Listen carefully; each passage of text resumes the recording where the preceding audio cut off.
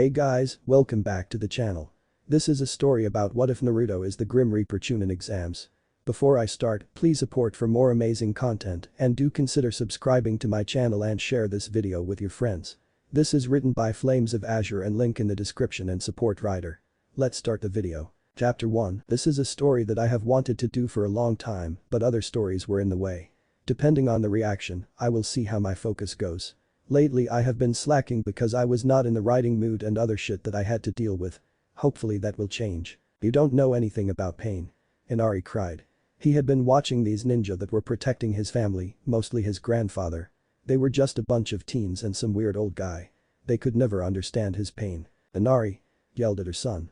She knew he was hurting ever since his father was killed and he had lost hope, but to yell at their protectors was just rude and she would not stand for it. We don't know about pain, huh? Naruto said quietly, but everyone heard him. There was something in his voice that normally wasn't there and it intrigued Sasuke, freaked Sakura out a bit and scared Kakashi for reasons revolving around the Kyuubi. Yeah. Inari cried defiantly. But he soon felt cold and wondered why. The room's temperature had gone down because Naruto was very pissed and he just could not take this brat's words anymore. This change in character scared both his teammates and worried his sensei. However, his face is what scared them the most. It was devoid of emotion, but he was unconsciously spreading a chilling killer intent that was putting them all on edge. Inari felt it full force and was almost pissing his pants, and he felt that if Naruto smiled at all using that, well he would be pissing his pants and fainting. Let me tell you something, Inari. Naruto stated with clear disdain in his voice. Somewhere in this world, people will always have it worse than you. So you lost your dad to some idiot tyrant who is controlling your village, but you still have your loving family and people that care enough to protect you and try and make your life better. Naruto held up a hand and put up 3 digits. 3, that's the number of people in this room who have it worse than you. The room seemed to get colder at this point and it was scaring and confusing Kakashi. This was not the feeling of the Kyuubi, it felt more like death. First is my teacher, the Cyclops over there. Judging from the way he acts and he is always late and from some of the rumors I have heard, he has lost a lot of friends and family in this career.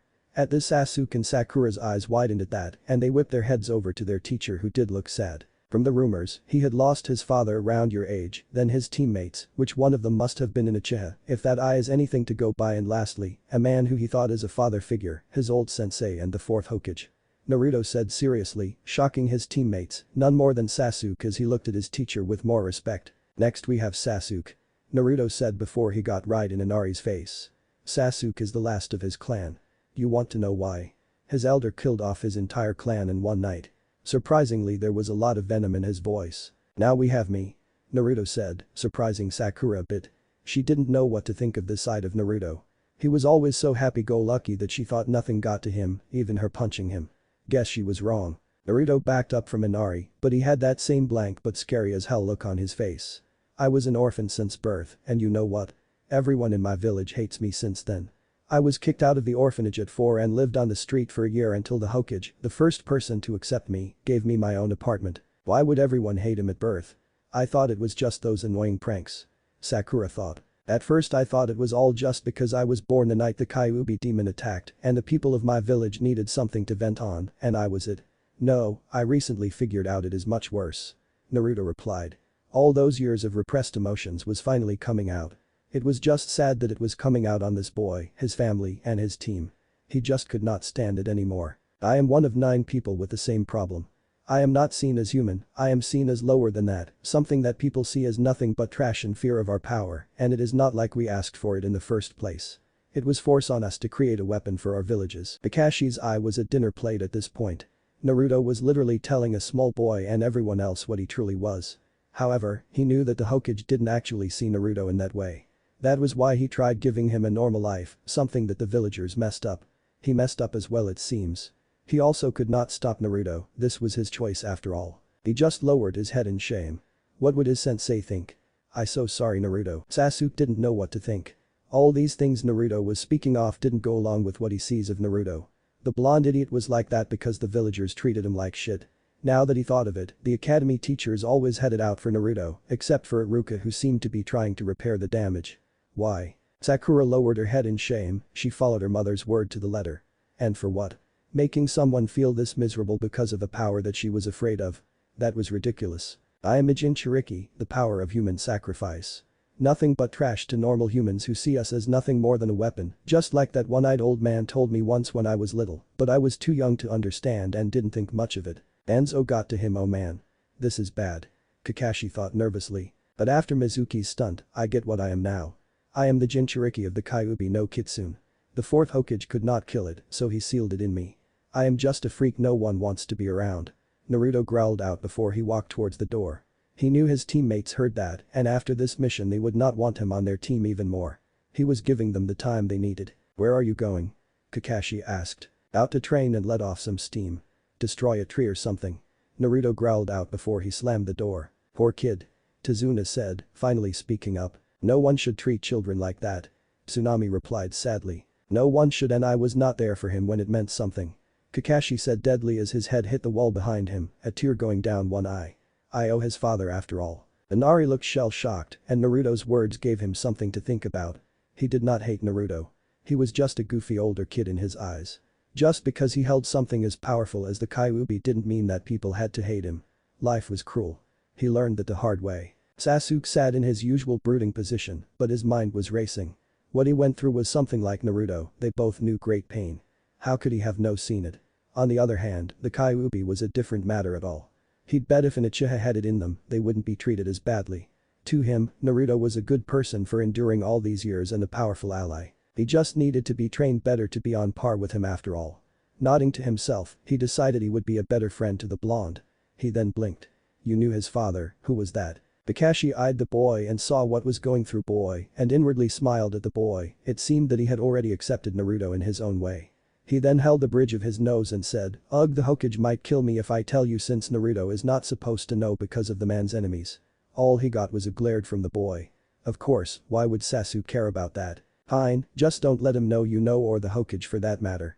His father is Minato Namikaze, the fourth Hokage and my teacher. Tazuna's family widened their eyes at that. Hell, even they knew who that man was, and Tazuna slapped his forehead. Yeah, you people fucked up big time. Sasuke's eyes were twitching by this point. So Naruto was a Jinchuriki and the Hokage's heir. Fuck, Tazuna was right. Suddenly there was a thud and they all saw that Sakura's head was against the wall and she was crying.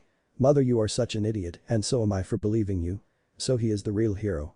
The fourth Hokage made his own son into the true hero of Konoha. She said aloud, making Kakashi blink. He thought she would be against Naruto because of her mother. You two don't hate Naruto either? Kakashi asked cautiously. No. My father often talked about him and he had full belief in the man and his seals. Sasuke said, bit nostalgic. I see Naruto as a powerful ally if he was trained properly and a worthy adversary. The fourth Hokage was trained by Jiraiya of the Sennin after all. A seal master. Sakura replied. I read enough about them that if that man used them, he did well with Naruto because he is not unstable like the other Jinchuriki I read about, mostly the Jinchuriki of Suna. He is just sad. Sakura looked really sad. I need to apologize to him later. Then a smile came to her face. Hinata is going to love this. I see. Kakashi replied. Then I guess things go as normal then. Kakashi replied happily that his students accepted Naruto. Arg. Naruto yelled as he destroyed his current training ground with his clones. He had been doing that for hours with loads of clones. Suddenly, he fell on his face and passed out. He had tired himself out. However, something wanted to speak with him. Mindscape X. Naruto awoke in what looked to be a sewer. He was also in a very large room. Looked around closer, he guessed this was the Kyuubi's cage, judging by all the bars at the end and the tag for seal on one of them. So this must be Kyuubi's seal, huh? You would be correct, brat. The fox's booming voice said as he lazily opened one eye to look at the blonde from his lying position. You don't seem that threatening to me. Naruto commented. What would you know about threatening? Besides, there is a reason I called you down here. And that is? Naruto asked, slightly put off. Since you told those other humans about me, life is going to be harder for you in Konoha. I will give you a reason to not go back there. At Naruto's questioning look, the old fox continued. I know who your parents were. Really? How? Naruto asked while narrowing his eyes, looking for trickery. The Kyuubi lazily looked at the blonde and said, how could I not? I was in your mother as well. Her name was Kushina Uzumaki. Naruto's eyes widened at that. His mother was a Jinchuriki and she managed to have him. Maybe there was hope for him. And it was nice to finally hear the name of his mother. So I am your second Jinchuriki. Try third, brat. The first Hokage's wife was the first after he beat Madara, who was controlling me. Now, as for your father, you already know who he is, after all he sealed me into you. Naruto fell to his knees at that. Somehow I always knew. But this makes the pain worse. Not just for me, but for the villagers as well. He said, making the Kyuubi eye the boy. It would seem the blonde was going through a change. I am the reminder of lost loved ones, and I look just like him, making it worse for them. How can they ever accept that? Now do you see why you need to leave that place? But where would I go? Naruto asked. The Kyuubi seems to ponder this for a while. Since you know nothing of your heritage as an Uzumaki, I think it could be safe to recreate a powerful Uzumaki I used to run with before he was killed by Madara. The Grim Reaper as he was called. The giant fox then told Naruto all of his old adventures with the Grim Reaper, their fight with Madara Uchiha, the fight with the Hokage, and finally that night when Naruto was born. Right, I'll go along with this, but this better not be a trick. Naruto replied. After hearing the fox's story, he felt that the Kyuubi was painted in the wrong light. He just hoped that his newfound trust in the Kyuubi didn't backfire. After all, foxes were tricksters and he had to be on guard. Where do we go to find these weapons that the Grim Reaper used? Luckily for you, Brad, there is a nearby seaside cave. It is hidden by a Jinjutsu that is about to run out of chakra soon. Don't really remember when, but all that you need is in there. The blonde nodded and left the mindscape. The Kyuubi looked at the spot Naruto had been in before he fell back asleep, waiting for the events to come. When Naruto awoke, he noticed it was very early morning and that someone was inches away from waking him themselves. Looking closer, he noticed it was a girl that looked shocked. She had beautiful raven hair and a pink kimono. "Yo," was all he said. The girl quickly compassed herself and said, "What are you doing out here? You'll catch a cold sleeping out here." "Oh, don't worry about that. I am a ninja, I can handle a little cold," Naruto said proudly. His mood had improved since last night, so there was no reason not to be civil to the girl. "Ah, so I was right in assuming that, since you had a ninja headband. I am Haku, by the way. I am Naruto Uzumaki," the blonde replied. Haku smiled. "Nice to meet you, Naruto. Tell me, do you have something to fight for?" Naruto's smile dropped as he thought about that. The only person he thought of was Kyuubi, but he could fend for himself in his mindscape. "I am not sure anymore. I thought I did, but recently I am just not sure." "I see." Haku replied and he saw it. Their team didn't really act like one from what he saw. "Well, let me tell you something. When you are fighting for something important to you, that's when you become truly strong. I guess that is something to think about," Naruto replied. Haku nodded as he stood up and started to leave, but he turned back and said, "Oh, and just so you know, I am a boy." Naruto froze in place at that. He could hear Kyuubi laughing in his head. "The hell, he is prettier, that Sakura." He then compassed himself and said aloud as he made his own exit. "That's fine, Haku, but I have found a way for both sides to come out of this mission unscathed. I'd get Zabuza out of this place soon if I were you. Don't worry though, you'll get your money." Haku stood stock still before he whirled around, but Naruto was already gone. Oh, he had to tell Zabuza about this. Naruto, following Kyuubi's directions, found the cave with ease because the Jinjutsu seemed to have run out of chakra to hold it up. Inside, it was dark and cold. Normally this wouldn't be a problem, but it felt unnatural. Like the darkness was alive and the cold felt like it wanted to pull you further into the darkness that awaited you. It was unnerving, to say the least. Naruto, despite all this, just walked in like it was nothing that or he didn't care. However, he was surprised that this cave was so small because he found the back pretty quick. In the back, there a small chamber with two pedestals. On them were weapons. One was a fairly large scythe. It had a plain black handle, and the blade was polished chakra metal. The darkness seemed to be pulled in by this strange weapon. The other weapon was just as strange. It was a chained weapon with hook-like claws on the ends that glowed a dull purple. Kyuubi chose that moment to speak through their link. "That scythe is called the Death Scythe, the main weapon of the Shinigami. That strange chain is called the Claws of Hades, named after ancient death god. Take them both to revive the legend in you." Naruto nodded as he placed a hand on each of the weapons and was instantly assaulted by images of the past. A man with spiky red hair and a giant fox by his side as they fought large-scale battles. He was part of a large clan with other red-haired people, and he even had a wife, a beautiful blonde woman. Soon it was over and he felt the power coming off the weapons. He attached the chain hooks to his belt before, suddenly, the staff of the scythe shortened and he attached that to his waist as well, since it was shorter. Nodding to himself, he walked out of the cave to his next destination, Gato's mansion. A few hours later, Naruto found a fairly large building that was obviously Gato's, since it was not run down like all the other buildings in Wave. Oh yeah, that man had plenty of money to spare because he was not going to be able to use it by the end of the day. The remnants of Team 7 rushed over to the smoke-filled area. A large mansion was on fire, or what was left of it after that huge explosion they saw and heard all throughout Wave. Kakashi was inwardly cheering, thinking whoever did this saved them a lot of trouble. That is until he saw something that made his blood cold. Near the edge of the fire was a shredded orange jacket with blood on it. He picked it up and knuckles whitened. When you said you wanted to destroy something, I didn't think it would be this. Did you get in over your head, Naruto? Sasuke saw it and growled to himself. But stopped when they heard Sakura gasp. They ran over to her to see what she saw. Pinned to a tree by a kunai was Naruto's headband and it was heavily cracked like a spiderweb. The big question was where was Naruto and was he even okay? Chapter 2, You fool. I should just kill you now. Zabuza shouted at the blonde known as Naruto Uzumaki. They had just escaped to the outskirts of Wave. Naruto had raided Gato's mansion and took all the valuables.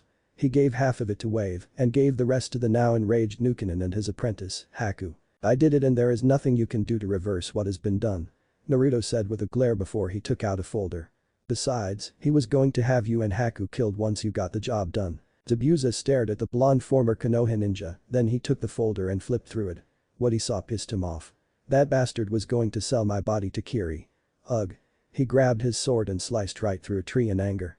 He then stared at Naruto for a moment. Haku had told him of the blonde's exploits within Gato's mansion.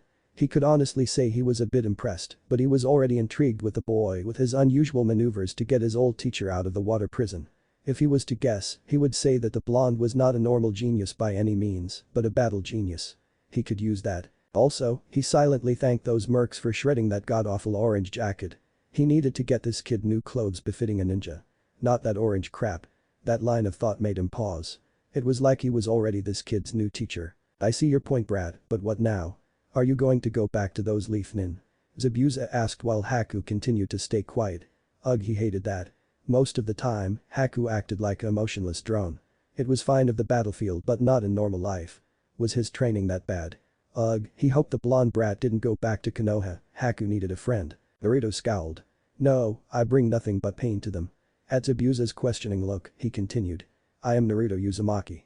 The son of the 4th Hokage and 3rd Jinchuriki of the Kyuubi. Haku actually let loose some emotion at that. It was not fear or hatred.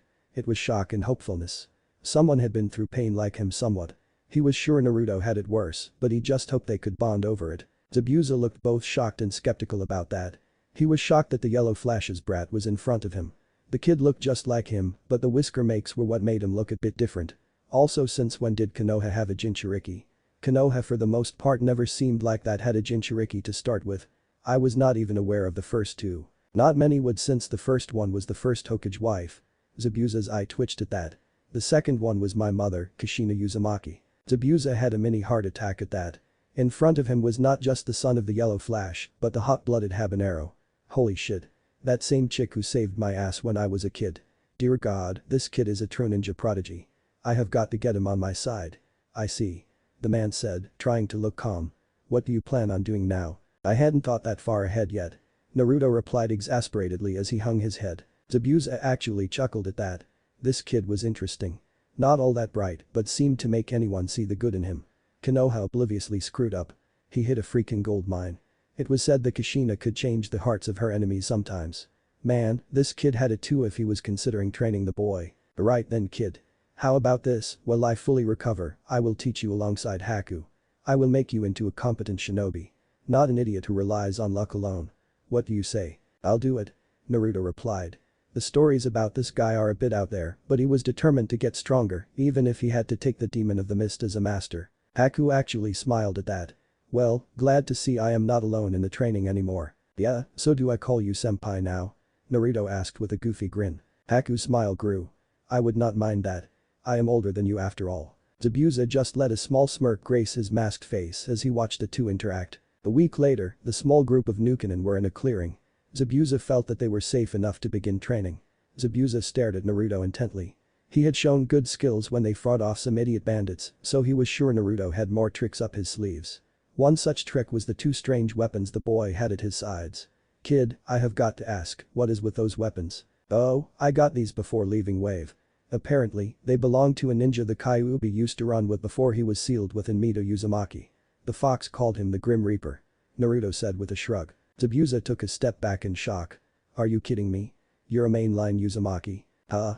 Naruto asked. Haku decided to help him on this. Naruto-kun, he means that only the main family of the Uzumaki clan can use those weapons. For the Grim Reaper was married into the main line, and I think Mito was a daughter of his or a granddaughter, I am not sure. Before Naruto could really answer, the Kyuubi's boy spoke into his mind. Yeah, I forgot to mention that. You had to be a descendant of the guy to be even allowed in the cave, but if you forced your way in that atmosphere you felt would have killed you, and I would not have been able to save you. Oh now you tell me ass. Naruto grumbled as he held head in annoyance. Apparently I am the guy's descendant, otherwise I would have died. I see. So you just talked to the Kyuubi there as well. I wonder if I could teach you how to use its power. Probably not. Zabuza mused. That would be a hard and dangerous task. Way too dangerous for him anyway. We'll see what we can do. Now, tell about the weapons. Well, Kyuubi called this one the Claws of Hades. The hooks look like they have a strange yet dark power. The other is a scythe called the Death Scythe. It feels like it has a dark power as well. Naruto commented. So the legends were true. Zabuza said to himself. He really wanted the weapons for himself, but he was no fool. Only in Uzumaki could actually use those. Right then, I will teach you how to use those weapons as well, but before that, here. He gave the blonde a blank square piece of paper. What's this for? Naruto asked with a raised eyebrow. It will tell us what type of chakra you have. Haku replied. For example, I am an ice user. So I have a high affinity for wind and water. Alright then. Naruto said with a shrug as he channeled chakra into it, the result surprising everyone. The paper gained multiple lines on it before splitting off. Then those pieces changed themselves. A third of the pieces became soggy, some of them burned up, and the rest had a strange reaction. They became dark and wispy. Interesting. Zabuza commented, eyeing all the pieces, but mostly the strange ones. It would seem you have a strong affinity to wind while having smaller affinities for water, fire, and if I am correct, darkness, caused by your interaction with the death weapons. Zabuza held the bridge of his nose. This is going to be a lot of training. Wait a second. Naruto, how many of those shadow clones can you make? I don't know. Naruto replied with a shrug. The most I ever made was about 500 when I had to beat Mizuki team for making me steal the Forbidden Scroll and almost killing Iruka-sensei. But hell, I wasn't even tired. The old man told me it took a lot of chakra, but I don't feel the effects. Fucking gold mine. Screw you Konoha. Zabuza thought happily. Damn, this kid was going to go far, and maybe if they gained a lot more people and money, they could rejoin the Mist Rebels. He hoped Mei was okay. Hell, she could melt his balls off, so yeah, she was fine. Fantastic. Let me tell you a secret about that jutsu. You can train with it because anything it learns, excluding physical aspects, you learn. Arg. That would have so useful in the academy. Naruto groaned, making Haku laugh and Zabuza to chuckle darkly. Alright kid, for the next month, we will be on the road a lot and so, we will be training a lot as well. Get ready for hell. Zabuza said with a glint in his eye and dark chuckle that made Naruto shiver. Not going into the training. Boring for me to read and even more to type. Careful. I heard Orochimaru of the Sannin has been in the area. Zabuza said seriously. They were currently in a land that bordered rice, fire, and water. The hell is he doing here? Naruto asked with annoyance. He had changed his attire in that month. With the money he had taken from Geto, Zabuza decided that Naruto needed new clothes as he was going to train an orange-wearing fool. The blonde's attire now consisted of black steel-toed combat boots, a pair of the black pants that had multiple pockets, and a black wife beater. He didn't feel like he needed a jacket or anything like that yet. And with no headband, his hair was slightly covering his eyes. Speaking of hair, it was less unruly when longer as it clumped together in larger spikes. At times, it would seem that a spike was covering an eye. If you listened on in the conversations people have when we pass through villages and towns, you would know why, Naruto-kun. Haku kindly stated. However, Naruto knew enough about the boy now that he knew that Haku was insulting him. Haku seemed like a kind person, and he kept that persona even when he would be degrading someone. It was nerve-wracking sometimes. Word is, the man is recruiting people for Itagakure, an up-and-coming village that he is leading himself. Great, Naruto replied as he eyed his best friend. Haku still wore the same battle attire and kept the Kiri hunter mask, but he just wished that he would dress normal when they were in town. I mean, he had to pretend the boy was his older sister while in town. Correct Haku? Zabuza replied. Just be careful just in case. I'd rather not fight the man if I can help it. The group was nearing a small village and unfortunately, since they were near water country, people seemed skittish around bloodline users. However, they came there for a reason. Zabuza had heard about a girl there that had a bloodline and it was very unique to say the least. It sounded like something that belonged in Earth country, right? Naruto said. He didn't think he was ready to someone like a Sennin just yet. Sure, he would fight to protect his new family as he saw them, but he would probably die. As they walked through the town, he thought about his training. Suffice to say, Zabuza was a fucking slaving driver. While the man had his clones working on various jutsu, chakra control exercises, and elemental manipulation, he had the original into jutsu training. The man noticed that Naruto had a decent taijutsu style, so he taught the boy a little of everything since he was a sword expert. And when not training his body, he was training with his weapons. How Zabuza even knew how to use a chained weapon was beyond him. When asked, he pawned it off to some guy in Iron Country, whoever that was. The scythe was just trial and error since it's not a usual shinobi weapon. He was so engrossed in his own thoughts that he almost missed a commotion at the end of the street. Almost. They looked past the mob to see a girl on her knees with a rather large bump on her head. Someone must have hit her in the head.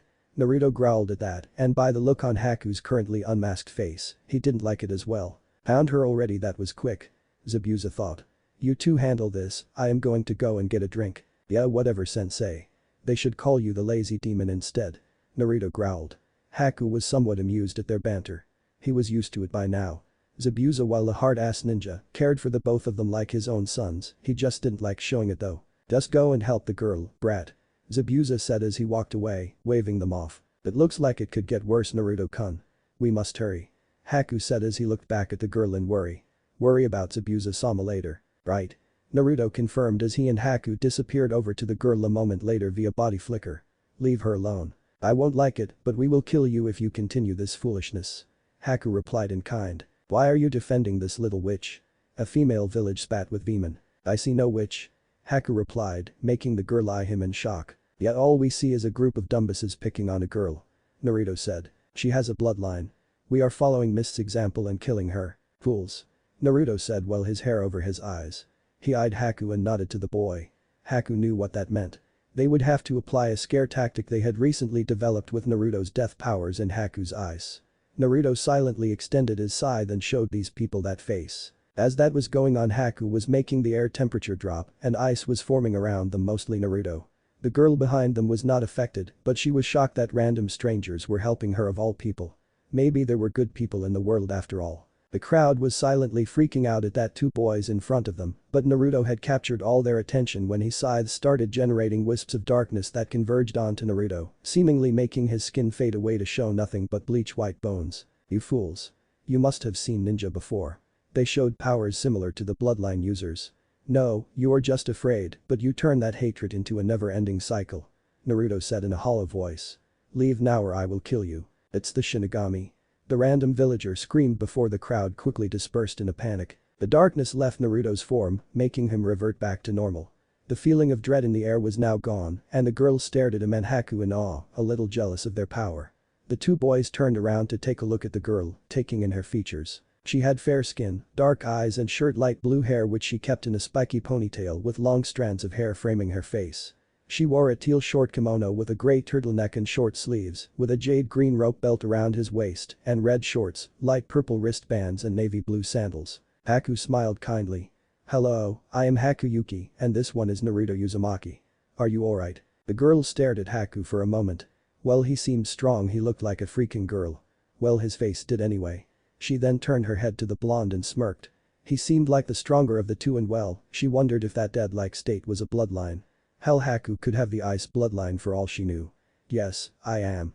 Thank you. My name is Gurren Lagann. She paused for a moment and then asked. Why are you here anyway?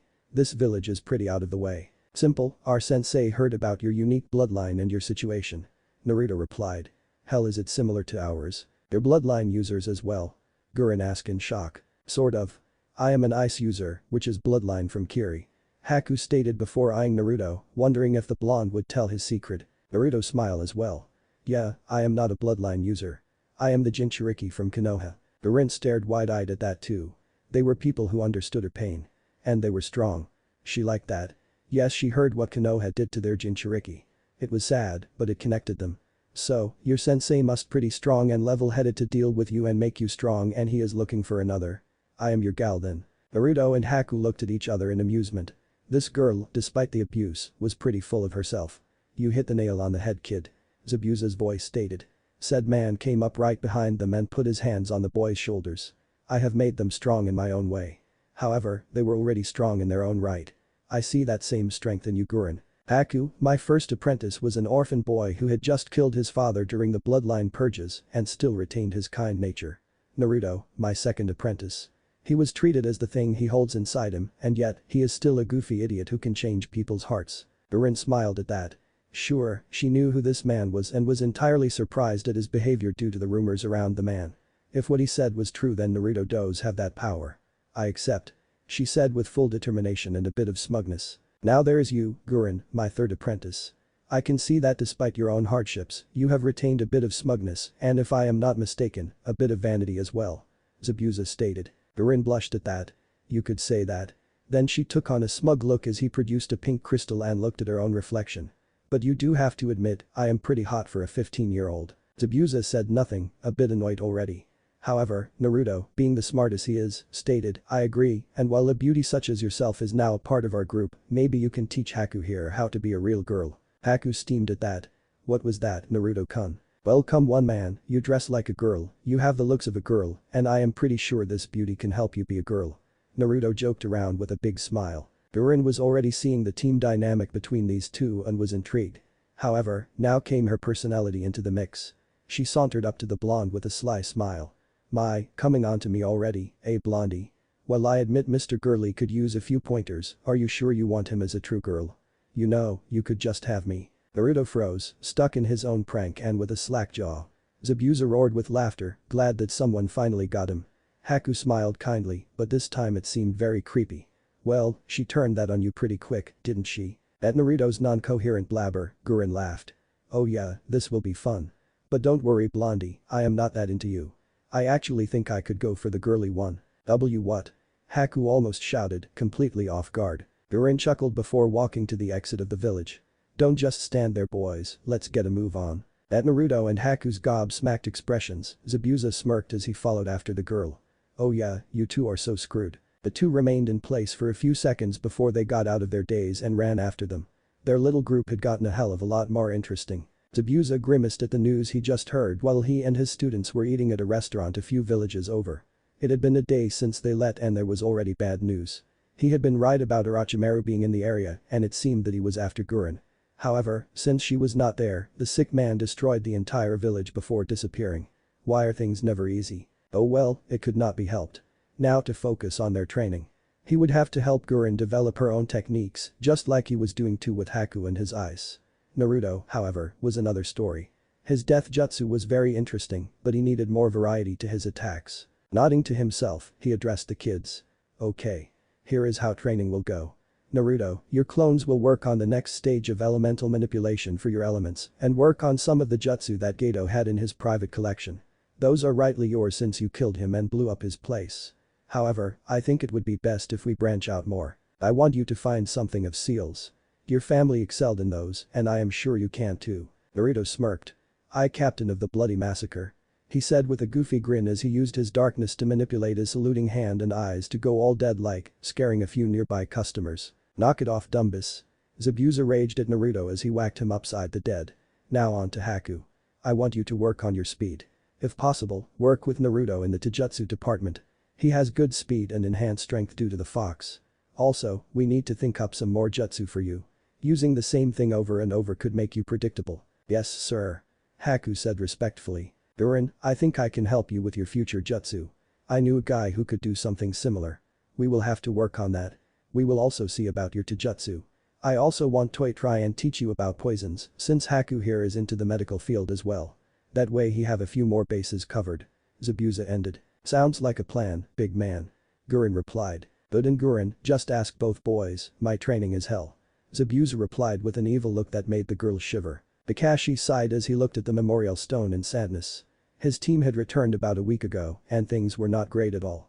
After finding out that Naruto was MIA, the Hokage was enraged, especially when Kakashi told him that Naruto confessed about the Kyuubi. Now, imagine the elderly Hokage's surprise when he saw Kakashi's remaining students support Naruto and even go so far as to say they would bring back their friend and hero.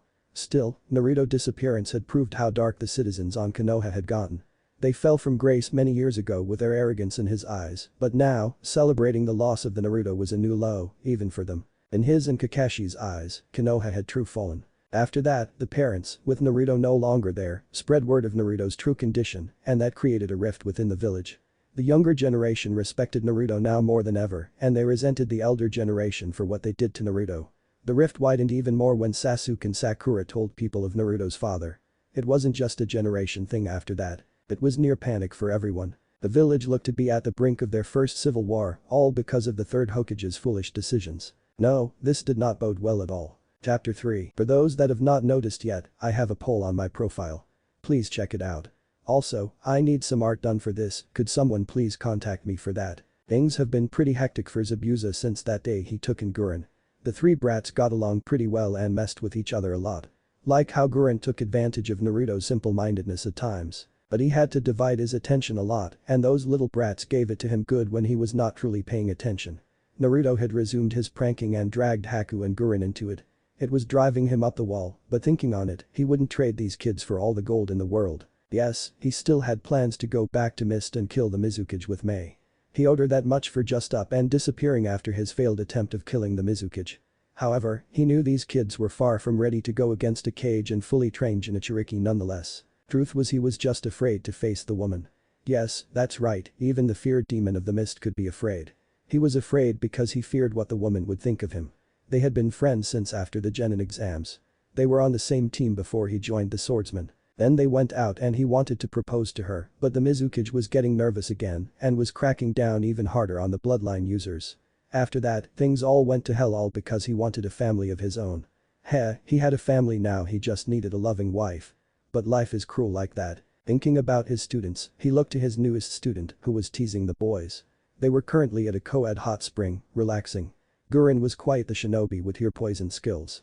Her keen perception of her surroundings and of fights gave her a dangerous mind in battle and it helped her teammates with their fighting styles. Her powers over the crystal release were impressive. Finally, after a month or so of work on her earth manipulation, she was getting better at standalone earth jutsu and it was helping with her crystal jutsu as well. Then there was Haku, his first apprentice. He had gotten faster like he wanted and he often wondered if Haku had a second bloodline. It wouldn't be unheard of, just rare. Now if he did have a second bloodline, he hoped it was the swift release because it would explain Haku's rare bursts of pure speed where no one could keep up with him. In addition to that, Haku had gained a few more ice jutsu. Hell, he was also getting into medical jutsu from a scroll he picked up in town they passed. He was doing well. Finally was Naruto, one of his best students. Konoha was full of a bunch of fools if they let this kid get away. His shadow clone jutsu really sped up his training. He had full mastery over wind and fire. All he needed to do was actually make his own jutsu for those unless he already did and the demon of the mist didn't know it. Now came the fun part. Water. He was going to take them to the desert for a reason. If Naruto and Haku could pull water out of that air, then they could pull it out anywhere. Naruto also seemed to have good control of the darkness element. Zabuza guessed it was because of those weapons, but he could be wrong. And then there was Kyuubi. Zabuza was not proud about what he did to bring the beast out, but Naruto could now use its power if barely. Zabuza knew he had a lot more work to do with these kids, but that was the challenge of it. They were already pretty strong for their age, and they didn't have a village to hold them back with stupid D-rank missions.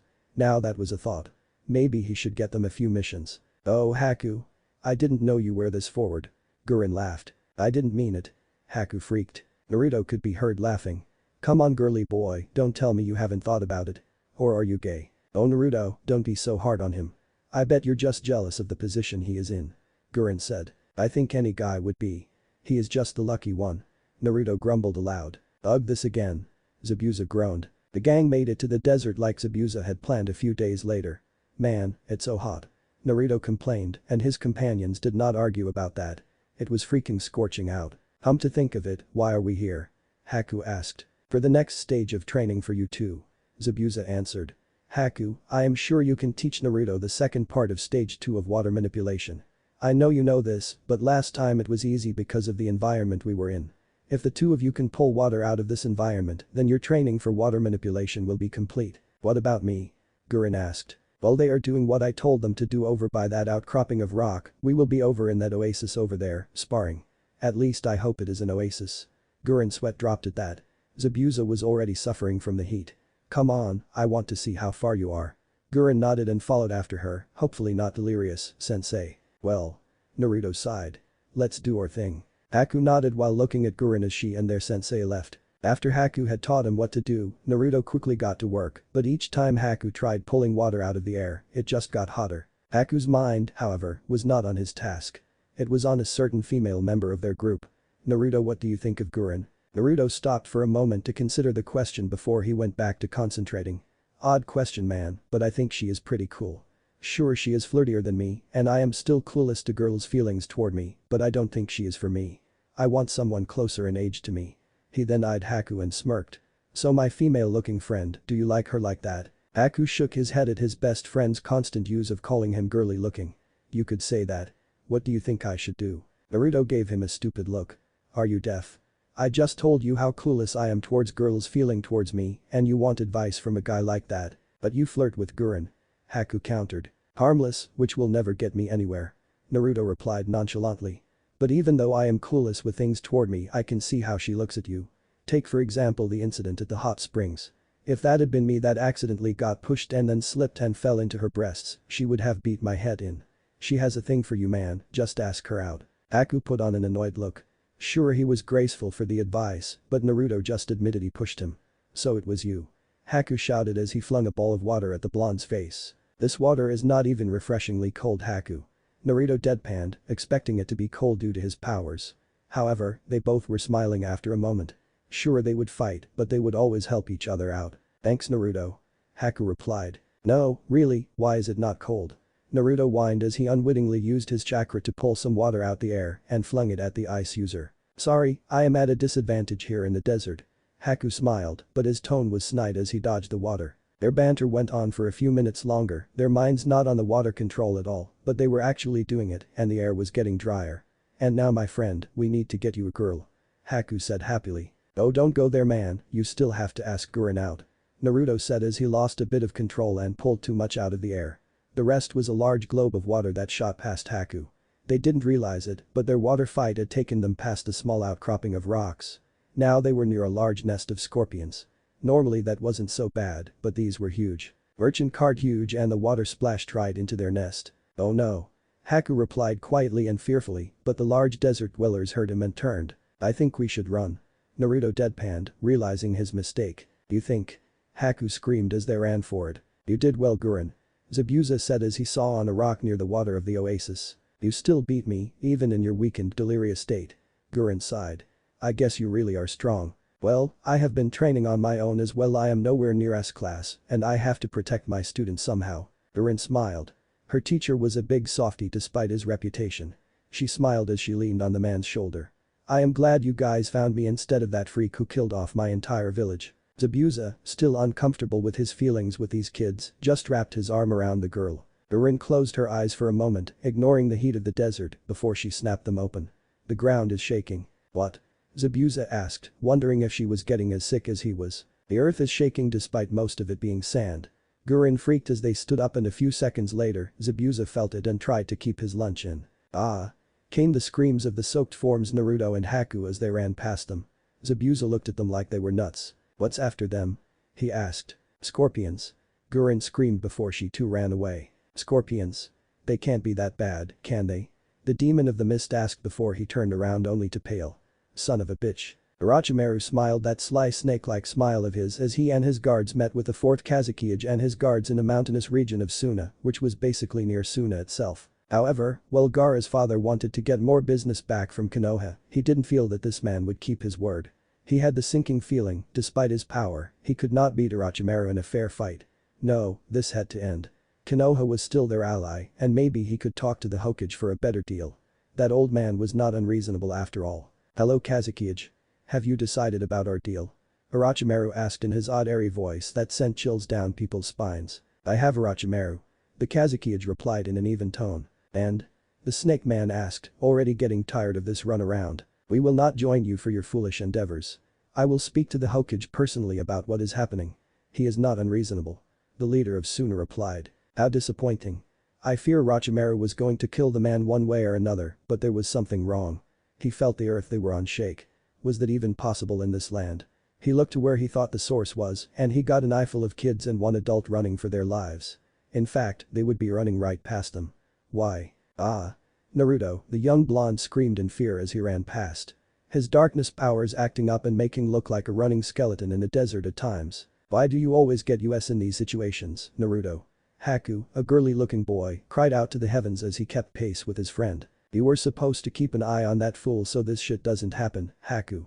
Gurren, a blue-haired girl, shouted angrily yet panicked at the time. "Wait, isn't that the crystal user?" the snake man thought in shock. I am going to kill you brats for this. I am in no condition to fight those things.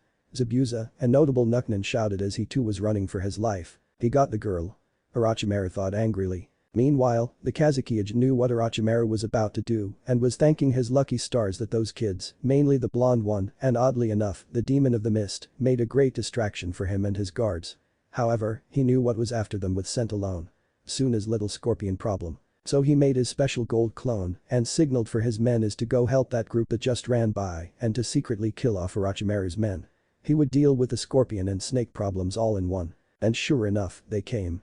Apparently, by what those kids were shouting, the blonde must have disturbed a nest of the big ones. Fuck. The Kazekage thought as he sent in his gold dust to weigh them down. At this point, Orochimaru got the point as he took out his special sword to run them all through, unknowingly getting some of the gold dust on him. While one final swing, the madly smiling man ran the Kazekage through. Nothing personal, but I need your pathetic village. Your ninja will make great cannon fodder for the ninja of Konoha. Orochimaru teased to the dying man. The Kazekage clone looked up to Orochimaru in fear before that look turned into a smirk. Sorry, but I am not dying today. Orochimaru tried to retaliate, he really did, but he felt weighed down too much. For a senin, he was moving at a snail's pace, and that was not boding well for him as he tried to escape. Go figure that the body of the Kazekage exploded in a shower of gold dust before all that attached itself to him. As it stopped all movement, it was slowly covering his body. It was like looking at a statue. Ugh. When I get out of this I will kill you. Orochimaru screamed in rage. Not even you can get out of that, prepare to die. The Kazekage said calmly as he appeared before the man and took his fallen sword. I will be back. And I will kill you all. Orochimaru screamed in rage, but knowing that even if one curse seal was active, he could return. With that, the gold covered his face, and the Kazekage looked on in respect. Today, Orochimaru of the Sand Eyes. Gold style. Golden impact. The golden man flew into the air before it started caving in on itself into a large gold ball. With a wave of his hand, the ball soared down to the ground, creating a crater in the sand, which soon filled up. Be lost within the sands for all time. The Kazekage stated to his fallen enemy before disappearing in a golden body flicker to rejoin and guard and that very odd group. He had to thank them personally. The group had been escorted to the one place they had not planned on going. The Kazekage's office in Suna. The man looked at them all with piercing eyes. It was unnerving to say the least. Finally, he spoke. First of all, I would like to thank you for being the distraction that I needed. I am in your debt, if you need help, just ask. The group of four just stared at the Kazekage in shock. The man was not known to be this hospitable. Zabuza nodded. If it wouldn't be too much trouble, may we stay for a day so I can continue to train my students. Haku and Naruto still need to learn how to pull water out of air like this. The Kazekage nodded. Well, it is odd see you, demon of the mist, I will offer a place to stay for your time here. There is a hotel down the street that will give you a free night on the house. Thank you Kazekage-sama. Zabuza said respectfully. Since that was arranged, the Kazekage was curious about the man's students. Please, could you tell me about your students? They must be exceptional if they are being taught by you. The man could read people as well, and it seemed that this kid's tamed the infamous demon. He seemed to be a caring person to these kids, not a mass murderer that many said that he was. Zabuza nodded. He supposed that was fair. They were in the man's village, so he had to follow the rules. The girl is Gurren Lagann. She is a very good warrior and she is a crystal release user. She has many skills in combat that can turn any battle her way. Not many crystal users in the world nowadays. The Kazekage replied. He knew of that old clan. Why one of them was here of all places made no sense. They were from Iowa. But they were said to have died out. She must be the last of her clan. Next is my first apprentice. Hakuyuki. He is an ice release user with exceptional speed and I have the sinking feeling it borders on another bloodline. Zabuza replied, hoping the man knew what he was talking about. He wanted to tell Haku when he was ready. The leader of Suna nodded. That bloodline was indeed rare and to have it in a Yuki clan member. Well, that would make them unstoppable in the speed department. It is such a shame that Kiri is the way it is. Konoha did try and get some of the bloodline users out of there, but that ended with the White Fang's death. Since then, no other village has bothered to try. Finally, we have my best, yet most idiotic student. Zabuza stated, ignoring Naruto's outburst. His name is Naruto Uzumaki. He is the son of my hero, Kushina Uzumaki and the Yellow Flash. Not to mention the Jinchuriki of the Kyuubi no Kitsune. I do hope he is stable. The reddish-haired Kage stated calmly. Zabuza's eye twitched at that. I trust the fourth Hokage's seal-making prowess, and from what I have seen, he is more human than any Jinchuriki I know. Good. The Kage said, very relieved as he sagged in his chair. His parents were strong, and with the Kyuubi in him and his heritage, he would be near unstoppable if trained right. You seemed pretty nervous to know I was stable, why? Don't tell me you have the Shukaku in someone. Naruto said with a roll of his eyes. When the cage didn't answer and looked guilty, Naruto widened his eyes. No way, you did. Who? The cage sighed. My youngest son. That made the group's eyes widen. I wanted a weapon for Suna, so I used my son, the biggest mistake of my life. Naruto was looking at him strangely, so he elaborated more. Naruto, this is not Konoha, so it is run differently. The council basically runs the village, and I am just a powerful figurehead. While I do have power, I cannot overthrow the council or go against their decision. The cage sighed again. I have always been torn in the village and my family, which I value greatly. But, that decision of the village over my own family has backfired greatly. It killed my wife, and the Shukaku has warped the mind of my son, more so after the council decided that he was a failure and used my wife's brother to kill him. That didn't end well for her brother. That's not right. Naruto growled. I take no value in what has been done, and it has torn apart my family. The K's replied. My oldest, Temari, usually takes care of my younger sons and is always trying to get through to Gaara, the Jinchuriki. That has to suck. Gurren replied with a deadpan expression. Yes, and that is why I ask you to stay away from Gaara, he might try and kill you to prove his existence. The cage replied and the group nodded before leaving the office. The next day, after their morning training, Zabuza let them all do what they wanted to do because he got sick again. The man did not like the desert at all. That was fine with Haku and Gurren as they finally went out on their date. Naruto didn't go because he would feel like third wheel. So now he was wandering the streets of Suna extremely bored, and that was never good for anybody. In his bored state, he ran into someone. Helped them up, he found that it was a cat suit makeup wear guy. Sorry about that, Mr. Cat. I am not a cat. The teen shouted. I am Kankuro. Well, nice to meet you, man. Naruto replied before he noticed they were in front of bookstore and it was showing off the new issue of Icha Icha. While he was observing the bookstore, Kankuro took a look at the blonde, noticing he was the boy that his father talked about. You don't look like much, but my dad talked about you. Oh, you must be one of the Kazukija's kids. Naruto replied. Yep. Kankuro replied with a small but annoyed smirk.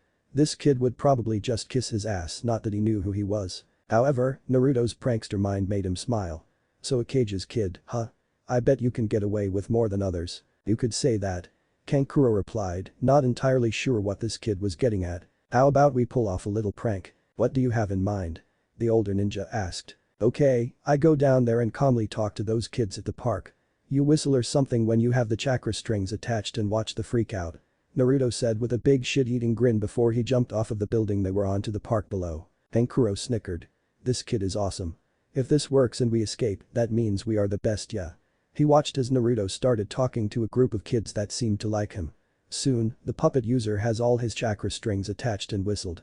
After that, he could not help but laugh his ass off. Naruto had got skeleton, and Kankuro was making him do a dance, which freaked out the kids and made them all run, screaming home. What the hell are you doing? Came a female voice behind the puppet user, making him freeze. Kankuro nervously looked him to see his big sister. Hi Temari. Reel in that fool and then get the hell out of my sight.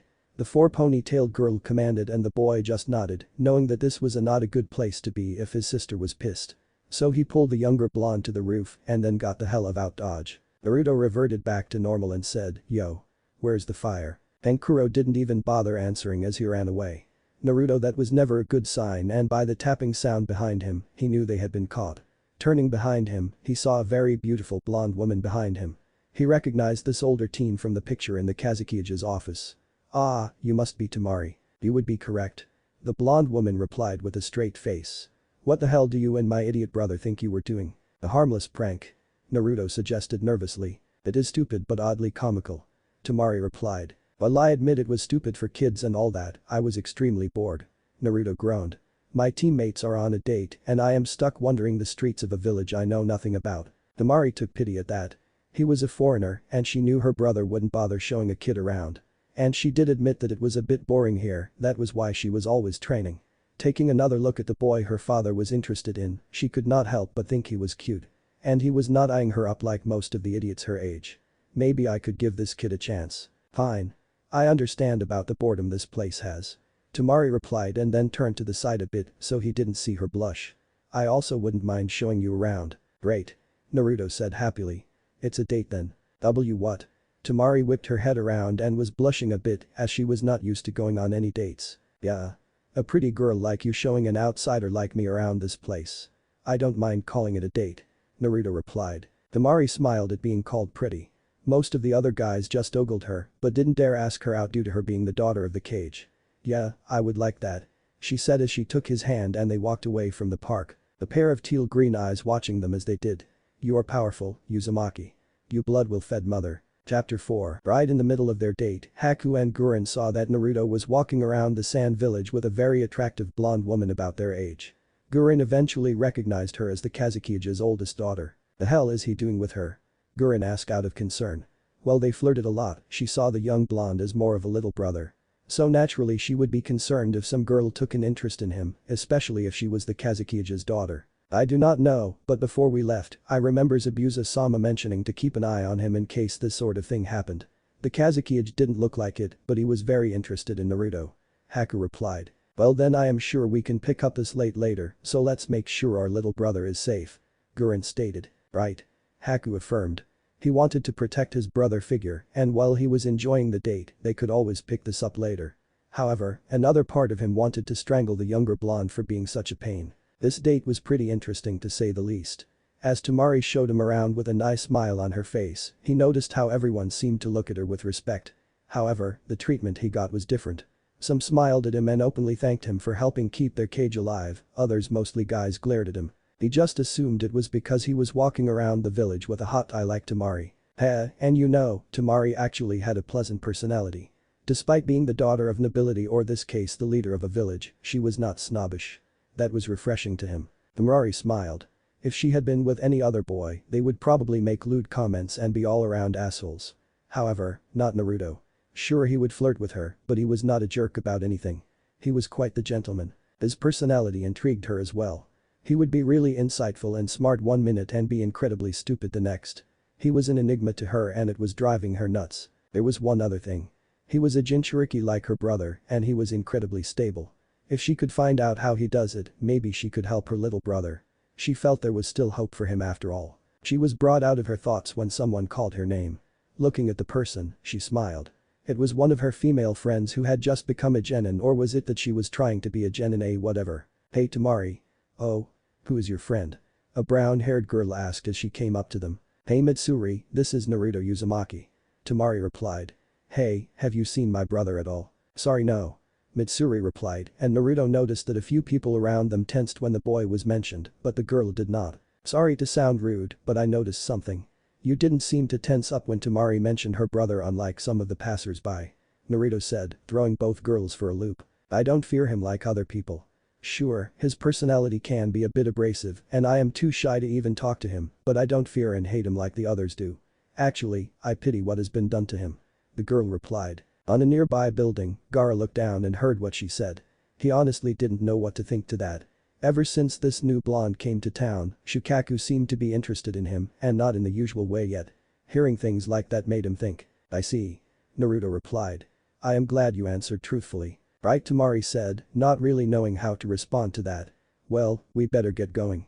I still have shown Naruto around the village and then get something to eat. As they kept on walking, Naruto decided to ask a question of his own. Temari, what is Gaara like and what do you think of him? Temari smiled. Gaara is like Mitsuri described, but that is because there have been multiple assassinations on him. I am sure father told you about that. But the one that got to him the most and made him what he is today was the one from his own uncle. Harsh. Naruto grimaced. I don't hate my brother either. I actually hate what has been done to my baby brother. I actually tried to get to know him when we were younger, but father never thought it was good idea and I just went along with it. Temari looked sad at this point. I was such a fool. Even if he says he loves only himself, I can see he is hurting. I just want my baby brother back. Naruto looked at her sadly, seeing a new side of her that most probably never did. It was a softer side to her. He put a comforting hand on her shoulder and smiled. There is always a way, maybe we'll find one. Temari smiled with some tears threatening to spill over her eyes. Thanks Naruto. And find a place to eat they did. They found a small barbecue place to eat and Naruto was enjoying it since he was paying and he encouraged Temari to eat whatever she wanted.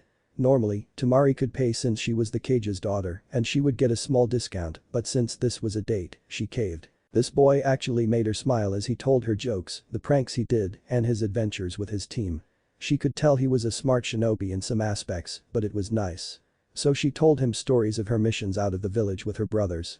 He even listened to her and didn't even ogle her like most boys would. Hell, he seemed excited at some of the stuff they did and what she could do. It was nice. Hey, since you are a wind user as well, why don't we spar? Temari suggested. Sure, I'm game. Naruto replied with a big smile. A date and a spar. This was awesome. As they got up to leave however, Temari noticed a lone Kanuchi at a table. She recognized this person and walked over to her, confusing her blonde companion a bit. When they got there, the woman looked at them and smiled at Temari. She had green hair, which she tied in a bun on top of her head with a hair needle running through it. She also had 2 locks of hair with orange tips framing each side of her face. She also had brown eyes. Her attire consisted of a sleeveless backless top and short tight pants, with 2 lapels on the front and the back. She wore an obi around her waist, as well as purple arm warmers which extend up to her shoulders and has bandages around her tights and ankles. Temari, what can I do for you? I thought you were on a date. The woman replied with a sly smirk. Bakura, I just wanted to say hi to a friend since you are all by yourself again. Did you fry someone again? Temari asked with a small blush on her face. Bakura had a red face at that and she looked angry. That idiot called me a slut, so I taught him a lesson. Fair enough, Temari replied. This is Naruto Uzumaki by the way. Naruto, this is Bakura, our resident Scorch Release user. Naruto blinked at that. He had not expected to be pulled in the conversation once Temari didn't immediately answer the woman's question. Scorch Release, don't think I have ever heard of it. Anyway, nice to meet you Bakura. He said as he shook her hand. What is she playing at? Introducing him to all these hot-ass women.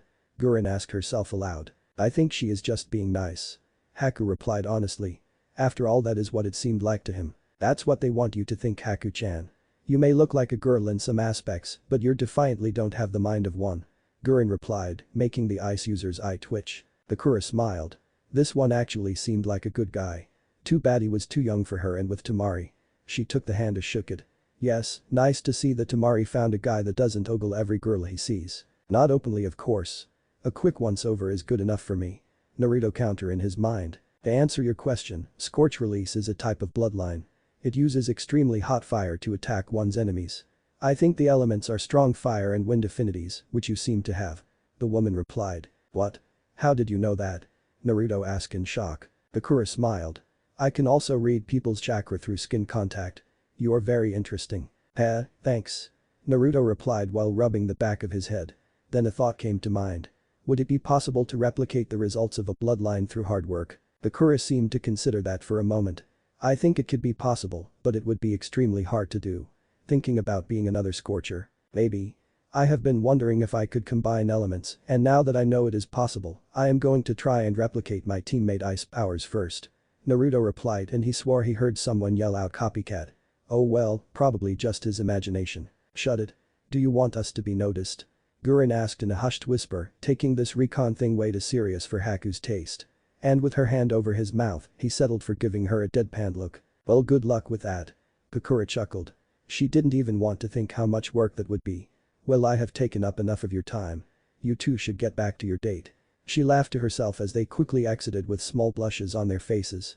Yes, she could tell they had a thing for each other. Now I go to find someone who is not an asshole. For the past hour or so, Gaara watched his sister and the one called Naruto spar. Either with just ninjutsu or taijutsu. He could tell that his sister was impressed with the blonde boy. However, none of that actually mattered to Gaara. The words from earlier were still ringing within his mind. Yes, he loved only himself, and that was what made him strong. However, Naruto told his sister that protecting those precious to you is what makes you truly strong. It was conflicting to his mind. And the words of his sister and that one villager was eating away at him. Pity and love. All he knew was hate. Those emotions were foreign to him and he needed to stop this. Kill them now then heh.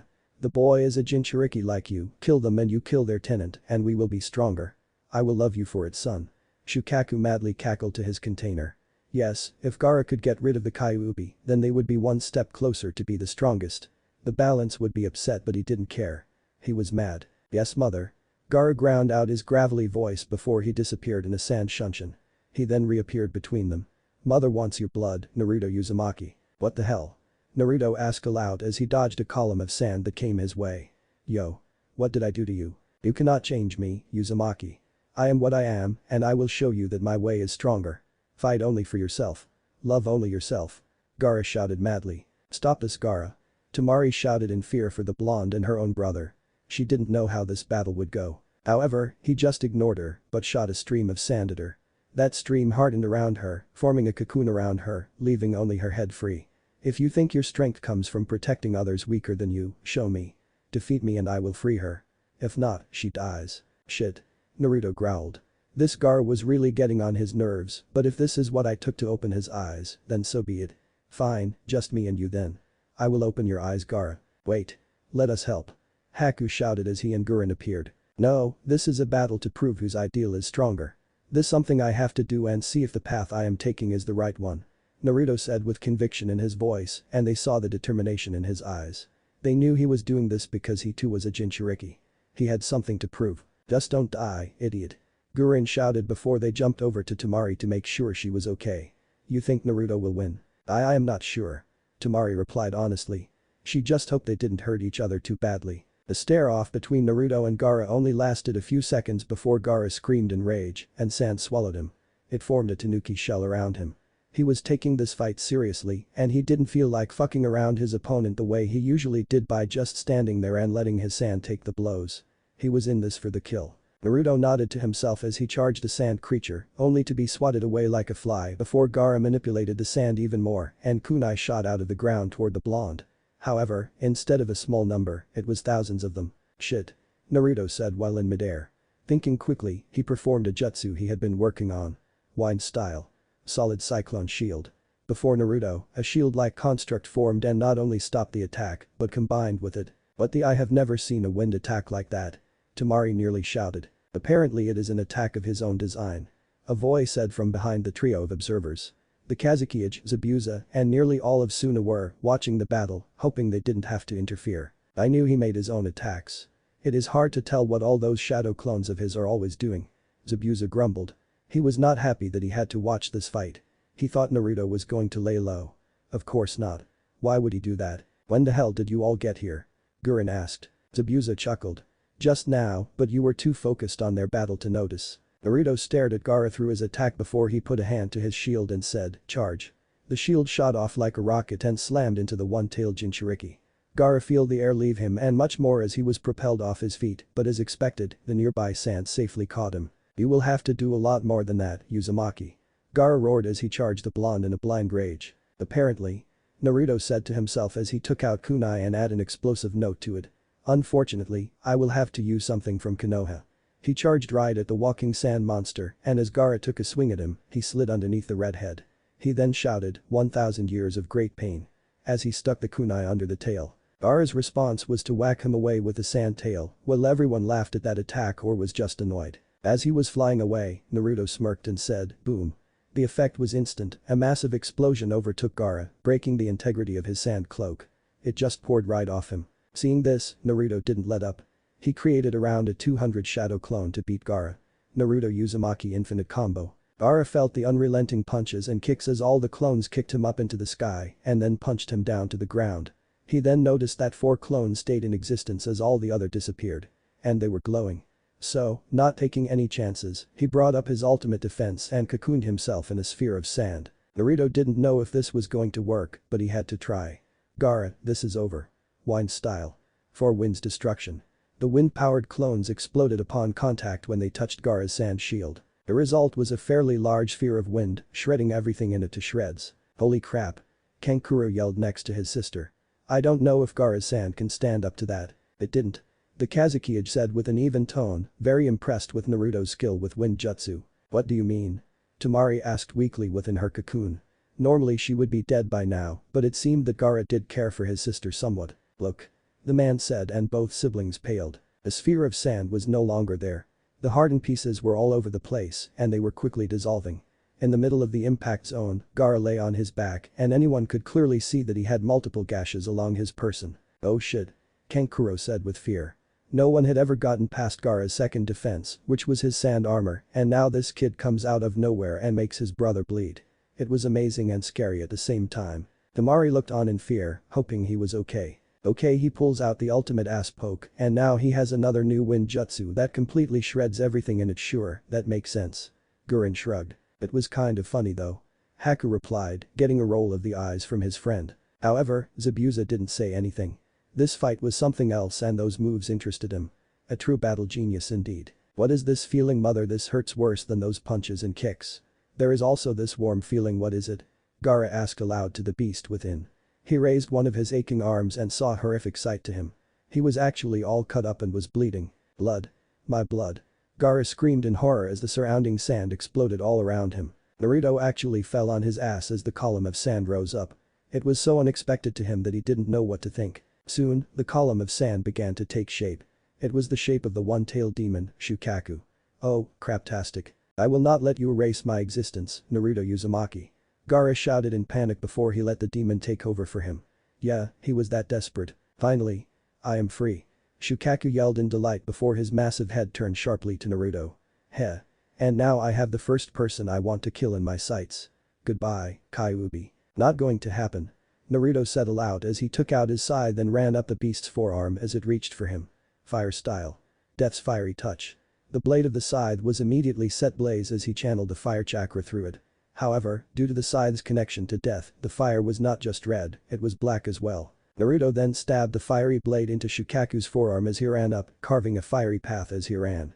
The effect was instant because it was superheated, the path and all the sand around it turned to glass.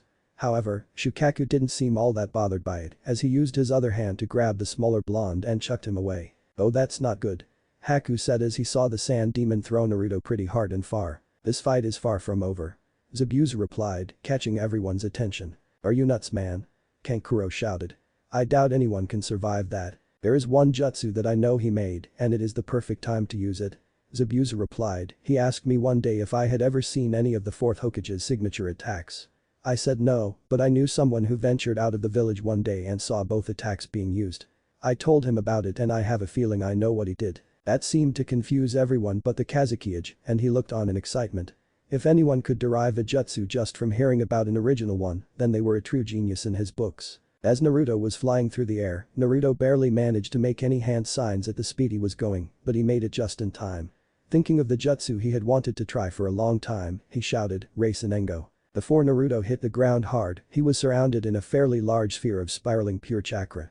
The sphere hit the ground and split the sand all around it, and as far as anyone could see, Naruto was just fine. Shukaku growled at that. Why won't you die? Wine style. Drilling air bullet. Oh shit. Naruto said, knowing his spiraling protection was not yet strong enough to take an attack of that magnitude. Everything went in slow motion for the blonde.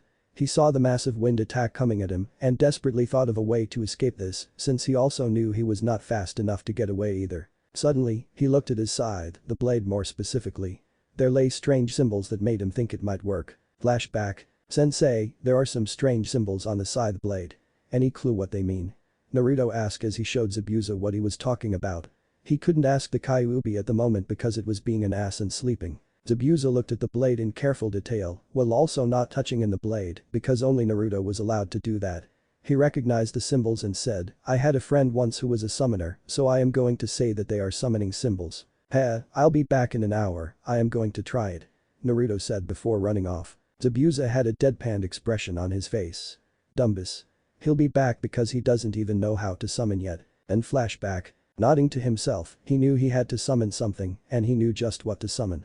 Quickly biting his thumb, he spread blood on the blade before slamming the handle of the weapon on the ground. Summoning jutsu. Gluttony. Okay, what the hell is that? Kankuro looked on annoyed and disgusted at the same time. For in front of everyone to see was a giant humanoid monster. Naruto was on top of a giant and fat guy that had its ribsage burst open with a giant eye in it. One of the 7 deadly sins, gluttony. Zabuza said. Naruto has an odd summoning contract with that scythe of his. He is able to summon the god of death and by that way, he is able to summon the 7 deadly sins and the 7 virtues. Very odd. The Kazekage replied, not knowing what to think. The large wind attack was easily eaten up by gluttony. Alright, it is time to take the Shukaku down, and since you can basically eat any matter, eat him. Yeah. The large sin screamed in delight as they charged Shukaku. What the hell? The sand demon shouted as he saw that he was being eaten. So he did the natural thing. Reformed from the surrounding sand and fought back. It was like watching a gruesome battle between 2 titans.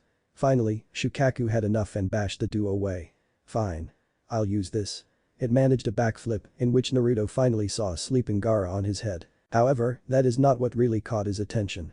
The Shukaku had expelled a massive amount of chakra in the air before it formed into a large ball, shrinking, and then Shukaku ate it. Now this had Naruto and a lot of people nervous. Naruto was not sure this was something gluttony could take, but there was not time to do anything about it because the sand demon expelled the energy in a massive blast of energy. One-tailed beast ball.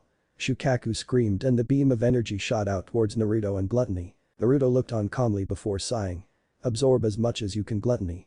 Then you can go. Gluttony didn't seem to mind. It seemed excited to eat something new. However, as the energy struck, he figured out why Naruto said what he did. Even if it was the weakest of the 9 demons, that attack was powerful. The energy alone was making it sick and it groaned aloud once it was over. Taking Naruto's advice, it quickly got the hell out of there. It just left Naruto and the Shukaku, and it seemed the demon was still rearing to go, and it was excited that it killed something already. Activated your death form. Came Kyuubi's voice. I highly doubt that fighting that thing as the walking skeleton will help at all.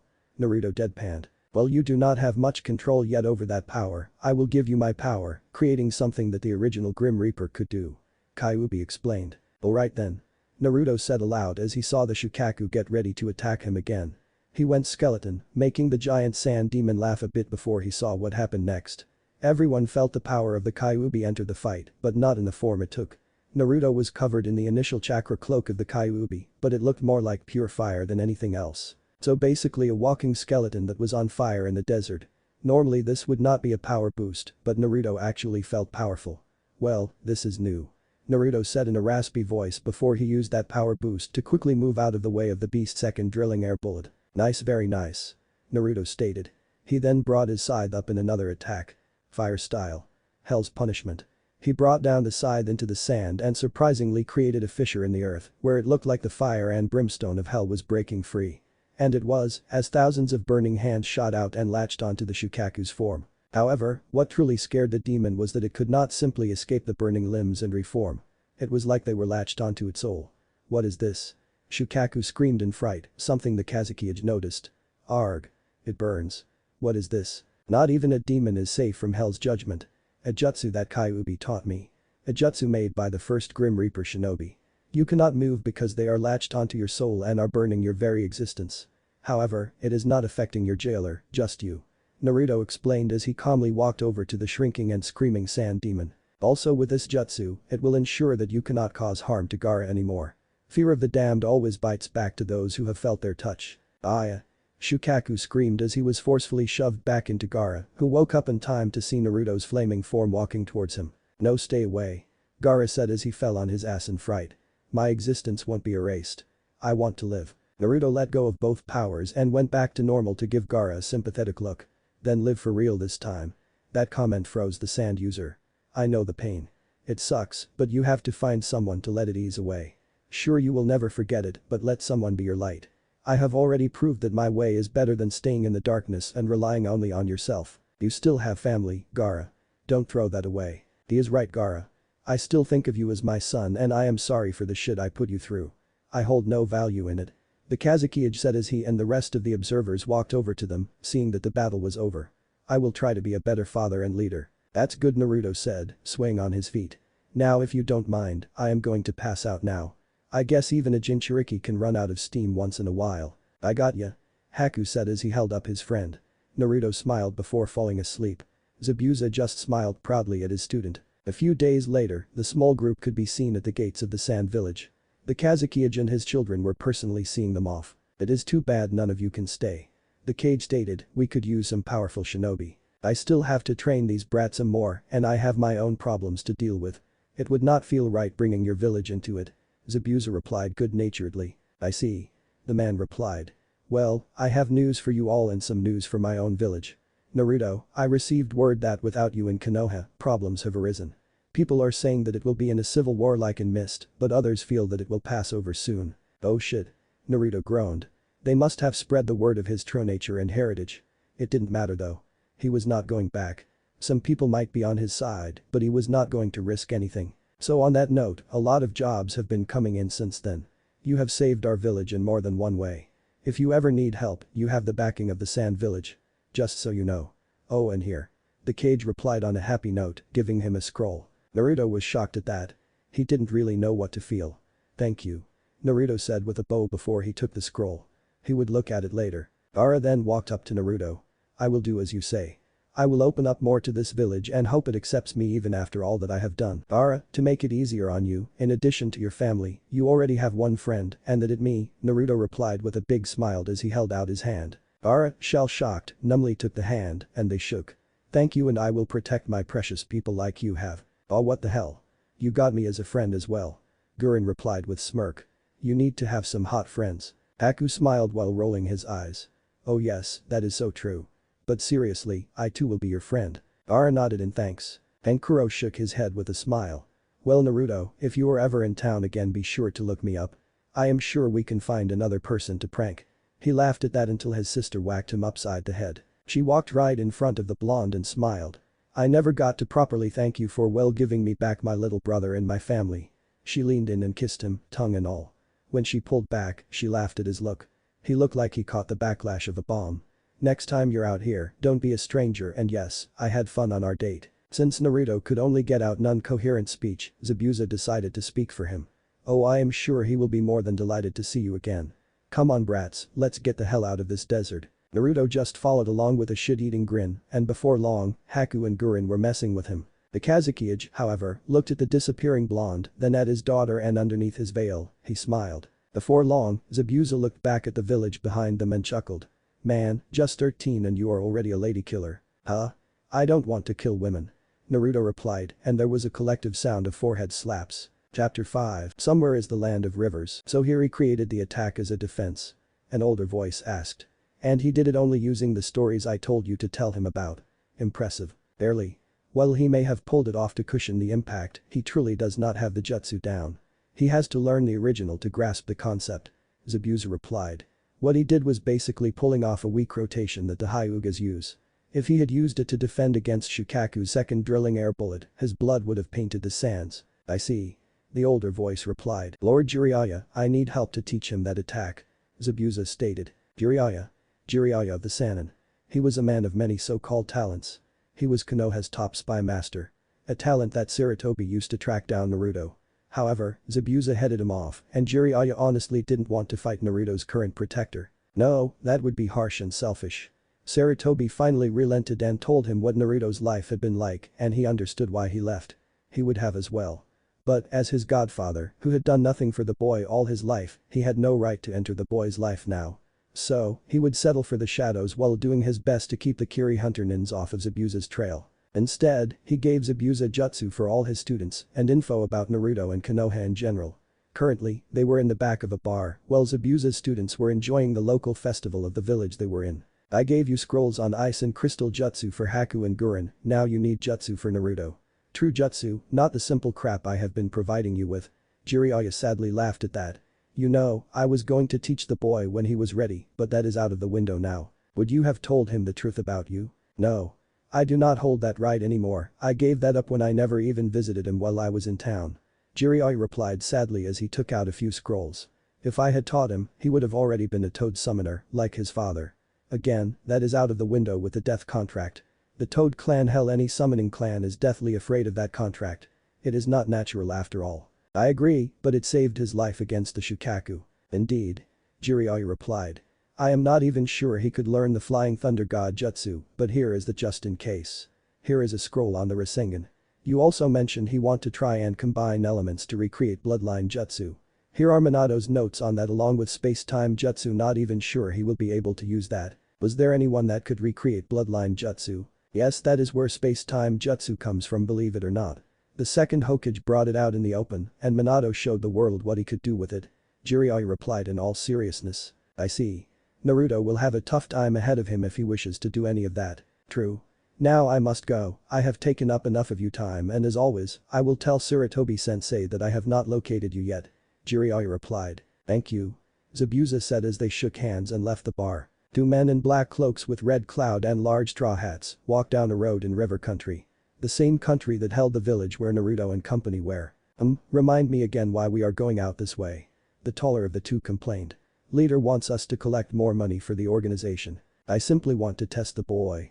The shorter of the two replied in a monotone. Oh bullshit, Itachi. Sure you may want to test him, but also to screw with him because he left Konoha. In way, yes, kiss him. Itachi replied. He left my village and now it is on the verge of a civil war, leaving my little brother at risk of being taken by Danzo. Yikes. And I thought Kiri was messed up, but whatever. I just want to fight Zabuza to see how he has changed. Kisame replied. Still, that crap in Konoha is making my blood boil. One half of Konoha cares not for the little Jinchuriki, thinking his is the demon, while the other half is trying to repent with their kids for harming the hero of Konoha and their greatest Hokage and the baddest swordswoman. Do all the swordsmen of the mist think that? Itachi asked nonchalantly as they walked. Yeah, and Zabuza was saved by her, so he probably thinks he is doing her a favor by taking care of her kid. The guy was always a softie for kids I guess. HN. Itachi replied before they vanished from the road. Score. Naruto shouted as he used his throwing skills to pop all the balloons in a game booth he and his teammates were currently playing at. Very good Naruto. Now only if you could use those skills against a horde of bandits. Haku replied with a sly smile. Oh screw off Haku. Naruto growled as he took the big prize and then put it in his prize scroll. Knock it off you too. Haku's girlfriend, Gurin, replied in annoyance. I swear, I need more girlfriends. You two act like brothers so much it is infuriating sometime. Sorry Gurin. The boy replied in unison. Soon, however, they all just laughed it off and decided to go on some rides instead of just stick to games. The first ride they went on, Naruto chose the bumper car ride, where he laughed hysterically while bumping into everyone, much to Gurin's annoyance. There was a spinning teacup ride that Gurin thought was nice. Unfortunately, she didn't know how sick she would get on that ride.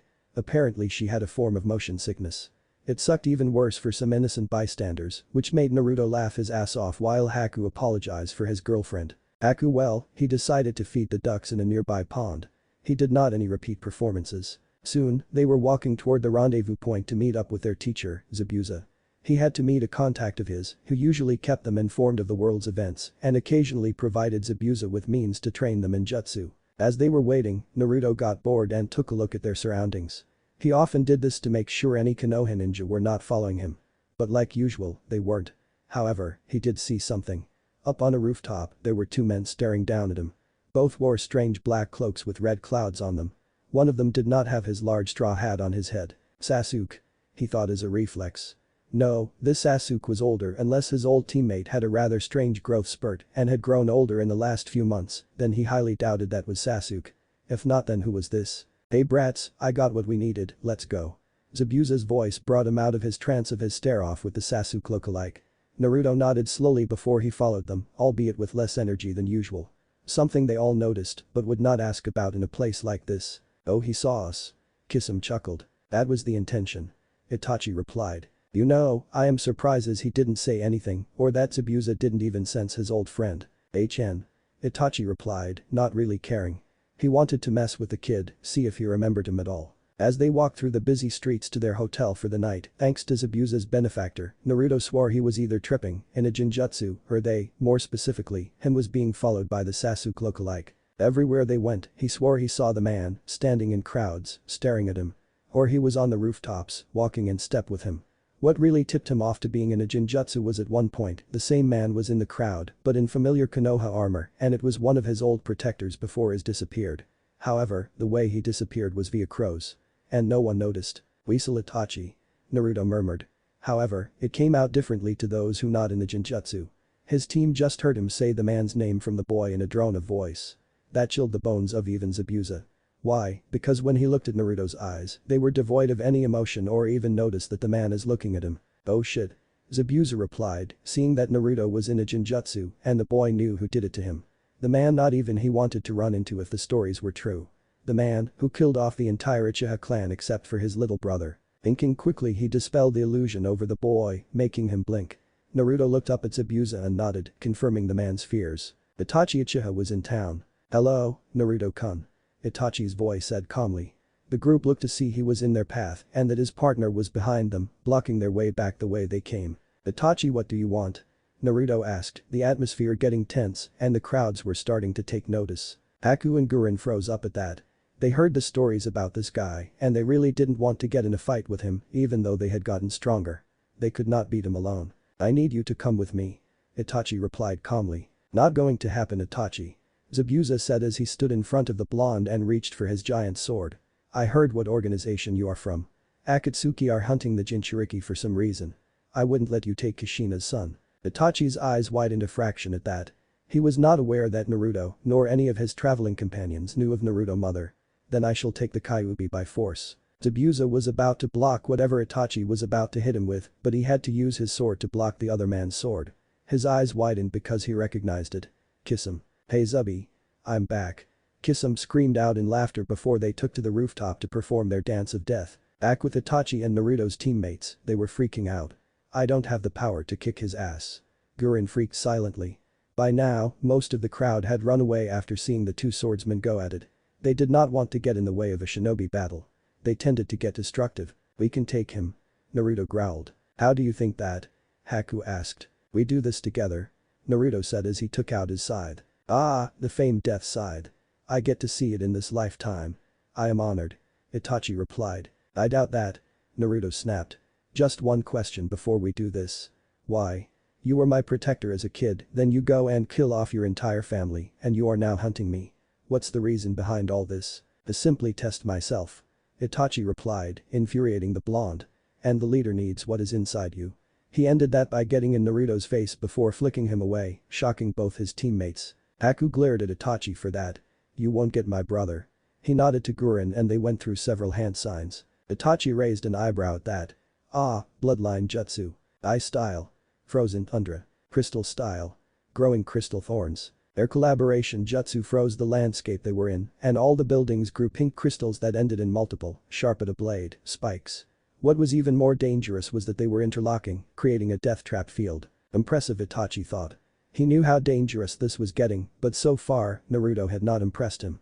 It was teammates that did that. So he coated his feet in chakra to safely land on one of the spikes that seemed to still be growing. Haku noticed that Naruto was nearby and was waiting for the right time to attack. He threw Gurren a look and she smiled. It was time for a team collaboration.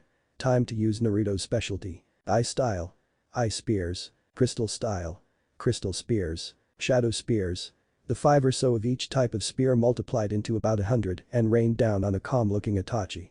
However, they didn't shatter when they struck down on the ground. They fused with the surrounding elements, making the battlefield that much more dangerous. They knew it could not be that easy to beat Itachi. That proved true when his speared form disappeared into a poof of smoke. You will have to do better than that. Then try this. Naruto shouted as they all jumped him.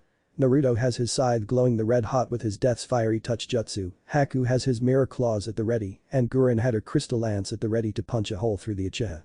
However, as they all converged on him, he disappeared in a murder of crows. You have improved from what I heard, Naruto-kun, but not even this teamwork will get to me. Itachi's voice taunted. Why didn't you stay in Konoha, where you were safe from people like me? I wasn't even safe in Konoha, you of all people should know that. Naruto growled. They would never accept me, and even if word got out while I was there that I was their son, they would kill me on the spot for being a liar. They see nothing but pain and loss when they see me. So it is better if was not there at all. And the impending civil war? I would have happened eventually. Naruto said in a depressed tone. I am disappointed. Itachi's voice stated, which shocked Naruto because he could tell the older boy was disappointed in him. Why? I thought you wanted to be the Hokage and make them respect you. Such a shame. Itachi replied, but Naruto didn't believe it for 1 second. The older ninja was hiding something. That's not the real reason you are asking, Naruto stated. Understanding something. The reason the man spared his little brother. You wanted me back in Konoha to give Sasuke an anchor of sorts. You wanted me to keep him in line and a way back for when he has his revenge against you. Itachi was very impressed at that. It would seem that with these people, Naruto had gotten more insightful. Then you know that you are no longer of any use to my plans. Itachi said as he appeared on a rooftop not far from them. Naruto saw the rapid hand movement and cursed inwardly, already knowing the attack because Sasuke used it. Fire style. Great fireball. Itachi stated as he expelled a giant fireball that was rapidly moving towards them. Naruto saw that his teammates were frozen in shock at the large and powerful attack coming right towards them. None of them were skilled enough to block that or truly dodge it. Haku's ice could probably not even stand up to that. With its rapid descent onto them, Naruto did the only logical thing he thought of. Pushing chakra to his arms, he pushed Haku and Gurren out of the way. As they went flying in either direction, Naruto did his best to get out of the way. However, it caught his right arm, well, more like singed it. Arg. Naruto screamed as he held his severely burnt and bleeding arm. I am impressed that you managed to pull that off in the little time I gave you. Perhaps you are not a lost cause. Itachi said as he calmly walked over to Naruto. Having had enough of this battle, Naruto looked to Gurren and Haku to see if they were okay. They were, but they were also a little beat up. Naruto knew, even together they stood no chance against this man. He was just too powerful. His arm was proof of that. So, in a last-ditch effort to get out of this alive, Naruto waited until Itachi was right in front of him. He knew this probably would not work, but he had to try. With a face full of pain, Naruto removed the claws of Hades from his waist, and with skills taught by Zabuza, even if they were a little rough, he sunk them into the Itachi's chest. Itachi had seen this coming. How could he not with his Sharingan eyes active? He was testing the boy after all. Testing his resolve. He still believed that Naruto would be Sasuke's anchor. His light. He was right to still believe in the blonde, that is why he sent in a shadow clone to take the hit. However, he was not prepared for the supernatural effect that the claws of Hades provided. For when the claws sunk in, he himself felt the piercing bite. Sure, the clone felt it too, but it did not dispel. It just stood there in shock and absolute pain. A pain they both felt and now fear because Itachi had a feeling he knew what this was. Those claws, the claws of Hades, did not merely attack the flesh, it also attacked the soul of the victim. Not for the first time in his life, but rarely now so in years, he was afraid. But his major question was, how was it affecting him as well, and not just the clone? Then it hit him. He remembered the description of the shadow clone jutsu when he was given permission from his father to learn it. The shadow clone jutsu evenly splits not only the chakra of the user, but the soul as well. Where Naruto had gotten this soul-harming weapon, he would never know. Naruto grimaced as he pulled with all his weakened might, and just like that, the piece of Itachi's soul was pulled out of the clone, but it did not stop there. It went into Naruto himself. So this is what it felt like to die. Itachi felt part of him die the moment he felt part of his soul was truly gone. In that moment, Itachi actually felt immense anger. If he was to die for real, it would be by his brother's hand, he owned him that much. But for Naruto himself to do it, that was not on his agenda. For a moment, forgetting all that he came here to do, he charged the blonde in anger. A nearby sound came and out of the corner of his eye, he saw Zabuza come flying into a building. That did register in his mind as something wrong, because a moment later, Kisame was sent into another building. However, he continued on, not really caring at all. He took out a hidden blade from within his cloak, a blade he used from within the Anbu, and struck Naruto down. More specifically, he sliced off Naruto's right arm, the one he burned to a crisp. The right to kill me does not belong to you. Itachi spat before he noticed what he did and calmed down. Although inside, he panicked. How was the blonde supposed to help his brother now? How was he supposed to defend himself against the Akatsuki? Finally he came up with an answer. Nodding to himself, his Sharingan eyes took on a new form. The form of a three-pointed shuriken. His Mangekyo Sharingan. Tsukiyomi. A few seconds later, he let go just as someone entered the scene. His bleeding eyes widened at the sight and he knew he had to flee. Quickly moving over to Kisame's recovering form, he hastily said, "Now is the time to flee." Kisame warily looked at his and Zabuza's attacker and groaned. Yeah, one hit is enough for the moment. With that, the two Akatsuki members disappeared from the scene. Just what hell is going on here? A woman's angry voice shouted out. One part of the city is flooded all to hell and this one has ice and crystal all over the place. Zabuza blinked away his shock. Not from the woman who entered the scene, but from Naruto's severed arm. Then he looked at the woman and knew why the Akatsuki members had left. Jiraiya the Toad Master being in town was bad for them, but for Tsunade the Slug Princess to there as well. Well, Itachi must have known he could not have taken them on when they both came at him. Yes, Tsunade of the Sannin was in town, along with her apprentice Shizune and pet pig Taunton, and they did not look happy. Not at all. Just my luck. Zabuza stated out loud. Chapter 6. Zabuza rushed to Naruto's side despite the fuming Sennin a few feet away. Haku and Gurren rushed over as well. You fool. Why did you do that? Gurren shouted. She really didn't care that some angry woman was bitching at all of them. Despite his recent fog from the Tsukiyomi that Itachi forced on him, he weakly smiled at his teammates. That's what teammates do. Idiot. Haku replied while trying not cry. He then used a ripped piece of clothing to cut off the blood flow to Naruto's severed arm. That made the blonde cry out in pain, catching Tsunade's attention. What the hell? What is going? She stopped dead in her tracks. Before she was angry that she was being ignored by these people, but she soon found out why. The blonde kid, who looked familiar to her, was badly injured. However, when she saw the extent of the boy's injuries, she stopped, frozen, in her tracks. Her fear of blood overpowering her. Shizune saw this and inwardly scowled. However, she went to the young boy and helped him herself. To her surprise, the wound was closing, albeit slowly, itself. Shaking the strange thoughts away in her head, she looked at the blonde and smiled. Hello, my name is Shizune. What's yours? Naruto knew what she was doing. She was trying to keep his mind off the pain and the eventual grief of losing a limb. So, he smiled weakly and said, Naruto Uzumaki. Shizune froze at that. She knew that name. That was the name of the Jinchuriki of Konoha. Now that explained why the wound was closing up on its own. It also confirmed the rumors that were flying around that she heard. The boy left Konoha and was the cause of unrest in her old home.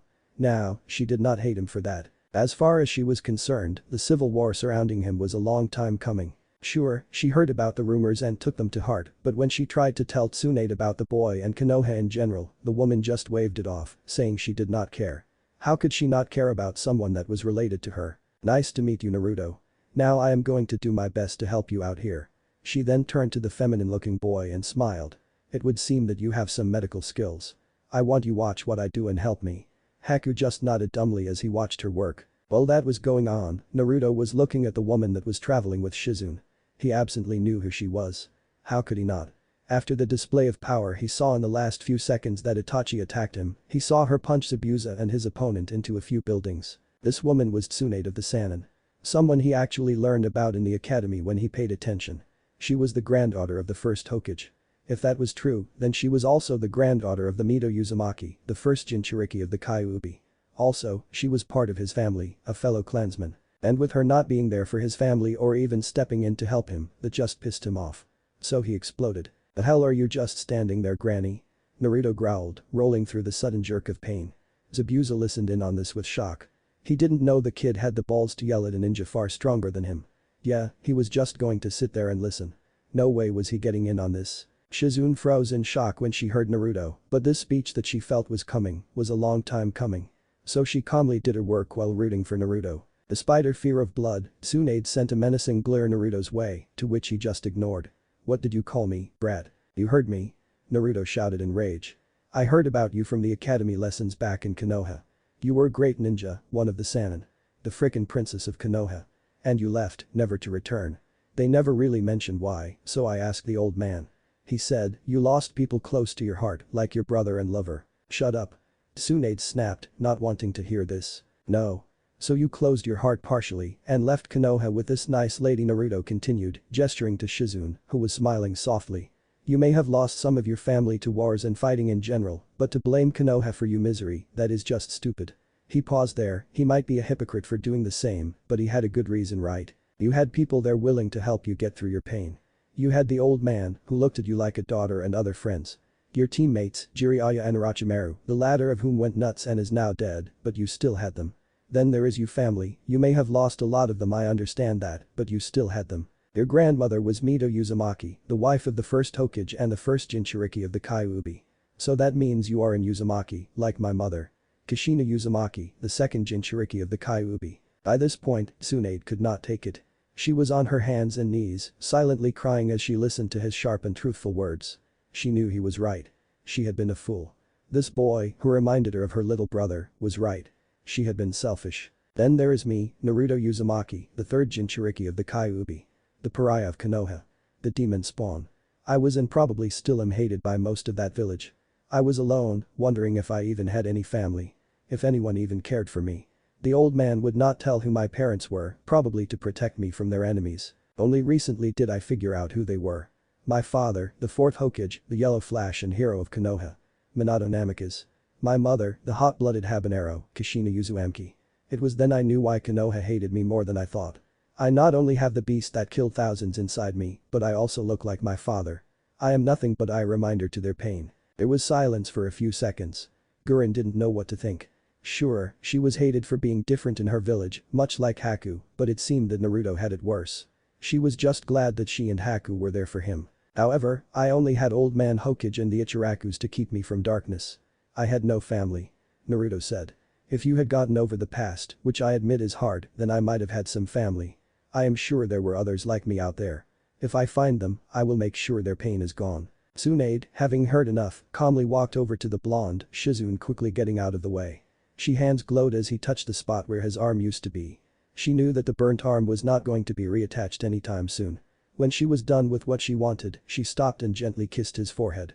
I am sorry and you are right. She paused for a moment and then said, I made it so that if you want, you can use a prosthetic arm. Zabuza, by now having gotten over his shock, said with a thoughtful look. That won't be necessary. What do you mean, sensei? Haku asked, a bit angry that Zabuza was just going to abandon Naruto. I have an old friend in Iron Country that owes me a favor, and with their technology, I am sure we can give Naruto something better than a plastic arm. Zabuza replied. Oh. Haku said with a blink, making Gurren chuckle. So, on to Iron Country then? She asked. On to Iron Country. Zabuza confirmed. Wait. Tsunade ordered. What? Naruto asked. I am coming with you. I want to get to know a part of my family before I set out again, and I want to help them with your am. The legendary medic replied. So, I won't always be there, so I might help Haku with his medical training. Haku's eyes widened by that. He was going to get medical training from a legend. Badass. Very well. Zabuza said as he took Naruto on his back and they set off. However, what he and his students really wanted to know was what happened within the Tsukiyomi. Ugh, it will be a while before we reach Iron Country. Zabuza stated as they took a rest in a clearing near Earth Country. They actually had to go through Earth Country to get to Iron Country. That was either going to be a good trip or a horrible one. Tsunade, while setting Naruto down by a rock, saw Zabuza's apprehension. You need not worry of a Wagakure. What do you mean? Haku asked. He knew that the hidden village of Stone probably still hated the fourth Hokage and most likely Naruto as well. I was there a few years ago. Tsunade replied, shocking the group. They had a small plague and I had to get rid of it. There I learned that most of the fourth Hokage haters were either dead or have become missing ninja. Inoki and most of the village don't care anymore. They knew war was going to take a lot of lives and those who died have paid that price. Now, Inoki does respect power and he knew that if the fourth ever had a kid they would be powerful and he would not be against having a ninja like that. Wow. Naruto said weakly. He had lost a lot of blood due to having lost an arm and was weak. Zabuza stared at Naruto with a serious look. Now was the time to ask Naruto about what Itachi did to him. Even though the boy was in a weakened state, he had to know. Naruto, what did Itachi do to you in the Tsukiyomi? He said outright, alerting both Tsunade and Shizune. Oh right. After Itachi cut off your arm, he called out a strange attack. The Tsukiyomi or whatever. Gurren said. Naruto sighed. He knew they were going to ask sometime. Looks like that time was now. Nothing harmful. He just told me the truth. The truth? The group asked all at once. And explain what you mean. Shizune asked in concern and Naruto nodded. Flashback. What the Naruto asked aloud as he looked around. After Itachi had uttered that single word, everything had gone dark only to be replaced with the seal room. Only it was not complete. The caged area was there and so was Kyuubi, but the Sower was long gone. In its place was the creepy landscape of the Tsukiyomi. Now we have time to truly talk and I am sorry for overreacting and slicing off your arm. Itachi said as he appeared within the ultimate Genjutsu. Naruto gave the older Uchiha a deadpan look. What do you really want Itachi? To tell you the truth. The truth? Naruto asked. Yes, about a great many things. Itachi stated before he looked at the Kyuubi. Did you tell him about what prompted you to attack Konoha? If it could, the Kyuubi would have sweat dropped. Not really. It must have slipped my mind. I see. You know, I have wanted to know that. Naruto replied. Very well, I shall tell you. Itachi replied. On the night of your birth, a man claiming to be Madara Uchiha, a man who is supposed to be dead, attacked. Through subterfuge, he managed to release Kyuubi from your mother and take control of him. You know the end result of that. Naruto nodded to that as he glanced at the Kyuubi. It would seem that the Kyuubi was not good with mind control or whatever that this Madara did to it. Now on to other happenings within the village years later. Jiraiya of the Sannin contacted the third Hokage about a group called the Akatsuki that are hunting the Jinchurikyu. At that time, I was reporting about a possible coup from my own clan. They wanted to take over the village because they thought they were the rightful leaders of Konoha. Naruto nodded to the man, telling him that he was still listening. I was a Konoha shinobi first, and I did not like where this was going. Neither did the elders and the Hokage. So, the four of them came up with a plan. The Uchiha needed to be put down. I was tasked with eliminating them all. However, during that night, I was confronted by the man claiming to be Madara. He took glee in the fact that the ones who betrayed him were dying, so he killed off most of the clan for me. However, while I was able to kill my parents, who understood why I was doing this, I could not kill my little brother. I loved him too much. So, I begged the Hokage to leave him be. He promised he would, but I felt that Danzo wanted Sasuke for his own means, that is where you came in to help him. However, there was still the matter of the Akatsuki, who only took in S-class criminals. So, while I kept Sasuke alive, I was branded a traitor and sent out on one last mission as the spy within Akatsuki. I am doing this more for you than the Hokage. I also see you as my brother. Thanks. Naruto asked, not really sure how to take that. Still, this Madara was someone to look out for. Itachi just smiled before it turned into a frown. Now that you know that, I need to tell you who the members of Akatsuki are and the true leader. Now, I know you will not remember them very well, that is why I am implanting this info in your head as well as telling you. There is me and my partner, Kisame Hoshigaki. As you have seen, we work in pairs. Alright, Naruto said, understand the importance of this conversation. Then there is the zombie brothers as most like to call them. Kakuzu and Haiden. They are very dangerous and can only be kills in certain ways. Itachi stated, and Naruto got the feeling that he would not enjoy a battle with them. Next we have Sasori of the Red Sands and Deidara the Mad Bomber. Zetsu is an odd one and he works by himself. He has a strange bloodline that makes him look like a Ventus flytrap and he is our spy master. Next we have Konan, an old student of Jiraiya who was thought to be dead. Jiraiya of the Sannin had more students other than his father. Well, that was news to him. Our leader calls himself Pain. However, that is not his true name. It is Nagato Uzumaki, another student of Jiraiya is thought to be dead. However, while powerful, he is left in a weakened state due to his power, which is the legendary Rinnegan. With that power, he has taken hold of his old friend's body, the only dead student of Jiraiya. Dang, talk about messed up. Naruto grumbled. True. Itachi replied with a nod. However, the true leader of Akatsuki is someone you already know of, the man who claims that he is Madara Uchiha. So that is the reason they want the Jinchuriki, ergo, us tailed beasts. Great Madara and his insanity again. Kyuubi grumbled aloud. So how do we defend against this? Naruto asked, not liking the odds. He knew he was not strong enough to fight these people. He could not even beat Itachi, his missing arm, a testament to that. Vain alliances. Itachi replied. Me and Kisame are your secret allies and from what I have heard, you have the backing of Suna. Oh right. Naruto said with glee. And the scroll from the Kazekage mentioned that he would help find the old bases of Orochimaru's Sound Village and then tell me when asked. If I could get them on my side that would be great. True, but that is on the fence deal.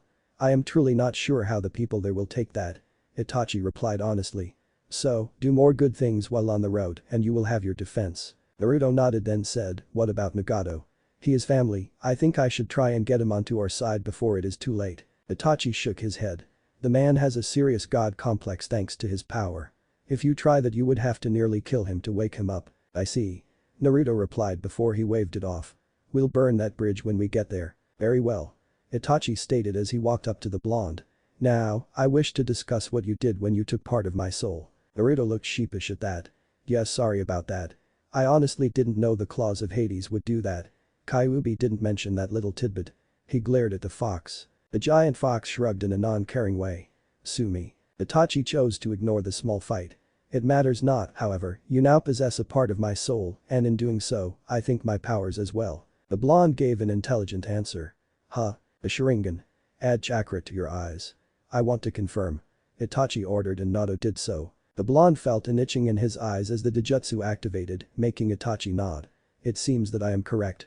The Uchiha stated. He was troubled. If Naruto had the Sharingan, he would also have the Mangekyo Sharingan as well. He could go blind. He did not want that. He had already crippled the boy. Thinking on it, an idea struck him. I was going to give this to you later on in life to protect you from Madara and if Sasuke gave into the darkness. Now I give it to you for protection against the harmful effects of my power. Itachi stated as he walked closer to the boy, both hands glowing with small orbs. But the Mangekyo, you will lose sight a little bit each time it is used. However, there is a way past that. It is called the Eternal Mangekyo Sharingan. Yours will be different however. I will give you the Sharingan of my friend Shisui and the Sharingan of a long-dead Uchiha. Obito's Sharingan was nurtured by my clan after it was partially crushed. I am not sure how they got it to Mangekyo form, but all I know is that they were planning on using it for something bad during the failed coup. Itachi said as the eyes shifted into two crows and flew into Naruto's mouth, shocking the poor boy.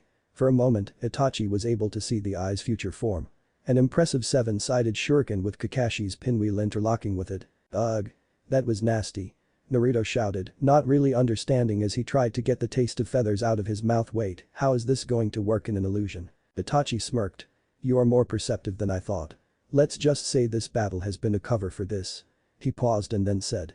You will not be able to activate the final stage of the Sharingan for quite some time. What? Why? Naruto whined. Because I have locked it. This process is a dangerous one for a non-Uchiha, but since you are in Uzumaki and therefore a branch of the Senju, this will work. Know this, only when you see a precious person die and feel great sorrow and grief will this power activate and I honestly hope that day never comes. So for now, I would get used to your new Sharingan. Right? Naruto replied. Now, we must get back to the real world where I have slipped a scroll in your pocket for if you ever do get that power. Itachi stated, making Naruto nodded and this disappear. While the Kyuubi and its seal was disappearing, the fox swore he heard, protect Naruto, Kyuubi, not just from his enemies, but from the power of the Sharingan. You should know what I am talking about. Very well. The fox replied, it didn't like it, but having a Sharingan on its side for once might do some good. Itachi stayed there a minute long and sigh. I may have created something powerful. Uzumaki Senju and Uchiha, what can come from that? Then flashback which was very long. The group just stared at the blonde in shock. While Zabuza was inwardly freaking out about the mentioned Akatsuki members, Gurren was staring at Naruto in disbelief. Bullshit, you don't have the Sharingan. Well, it is possible since we do not know the power of the claws of Hades. There is only one way to tell.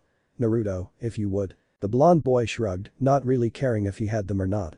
It was not like he was going to rely on a bloodline, right? Nah, he had jutsu, and he was going to make some badass ones just as soon as he got a new arm and got back into elemental training, of course. Alright then. Naruto said as he closed his eyes and channeled Charka to them and felt the familiar itching. When he opened them, the group gasped.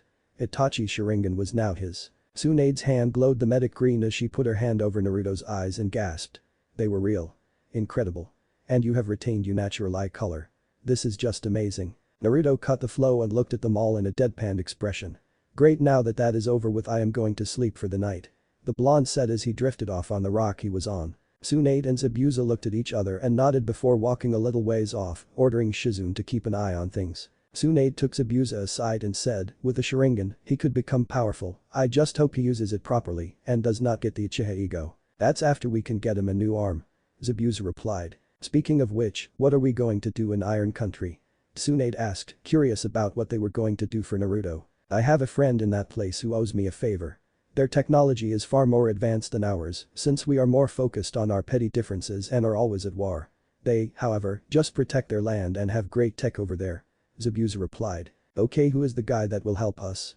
Tsunade asked. Zabuza smirked as he came closer. His name is. Shizune was happily chatting with Gurren and Haku while Naruto snoozed on a rock when Tsunade shouted, what? Oh, I wonder what Tsunade-sama is upset about now. Shizune wondered aloud. Who knows, but I am sure she can get over it.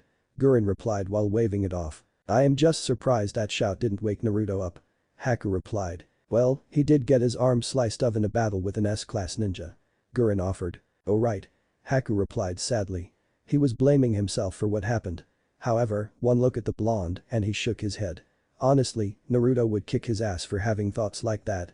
Naruto probably didn't have any regrets. So, with determination in his eyes as Zabuza and Tsunade came back, he said, no more messing around. If Naruto has the power in him to save us, we need the power to save him when the time comes. If that's the case, I promise my training on the way to Iron Country will help a lot. Tsunade said with an evil grin as she cracked her knuckles. Haku gulped at that but nodded nonetheless. Shizune saw the look on Gurren's face as well, and with the girl's knowledge on poisons and other things, maybe she could help as well. Gurren, I'll help train you as well. Sweet. Gurren said with a smirk. Zabuza sat next to his blonde student and he could have sworn Naruto had a smile on his face as he slept. That made the feared swordsman smile underneath his bandages as well. Maybe this was a good thing. White. Nothing but white. Adi already hated snow. Naruto eye twitched as he looked around. This was almost as bad a hospital. Are we there yet? Naruto asked as Zabuza was carrying him on his back. Sure, Naruto could use his legs, but at the moment, the blonde was being an ass. Zabuza grunted. No. Gurren smiled as the blonde had be asking that a lot. Sure, it was annoying and it ticking Zabuza off, but that was fun part. Are we there yet? Naruto asked again. No. Zabuza growled. Yeah, it was just annoying, but she had an idea. With a devious smirk and wink to Haku, she said, you know Naruto, you could ride me. Huh? Naruto asked with a dumbfounded look while Haku and Zabuza smirked. Tsunade and Shizune look at each other with raised eyebrows, not used to how things work with this team. Yeah. Gurren smirked. My lovely back is available. I am sure you don't want to be on another man's back. Naruto was left speechless as his jaw was dragging behind them. Zabuza looked to Gurren, giving her a thankful look. The blue-haired girl smiled cheerfully. She managed to shut Naruto up. Yeah, that did not last long though. Are we there yet? Yes. Zabuza shouted as they entered a small snowy village. We are finally here, damn it. Okay. Naruto said as he slid off of the demon of the mist's back. No need to yell about it. Zabuza growled to himself as he imagined strangling the one-armed blonde. Haku just shook his head as he patted the man on the shoulder. Don't worry sensei, that's just Naruto. Yeah, I just hope this shuts him up. The swordsman replied. He then noticed that Haku was giving him deadpan look. Yeah, you're right, that will never happen. An interesting group you have brought to my village. A man said. The group looked to see a man that had long gray hair which almost reached down to his waist with bandages wrapped around his head, probably for a battle scar or something like that.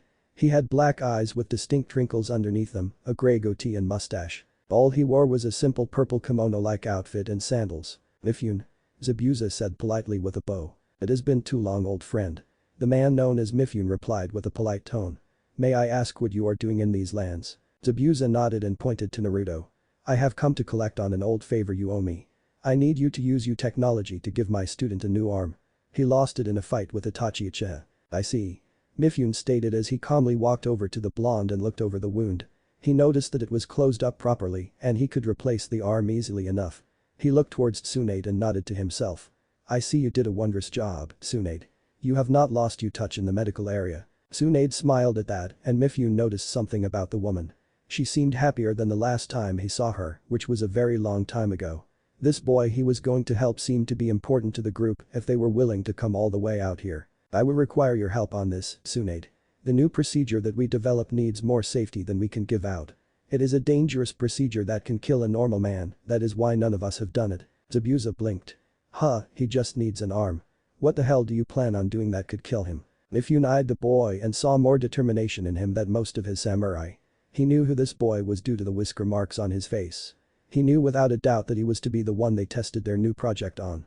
So, instead of speaking to Zabuza, he spoke directly to Naruto. Uzumaki-san, while we can rebuild you, more specifically your arm, we have seen that it has side effects some not good as it affects the bone structure to those that have it.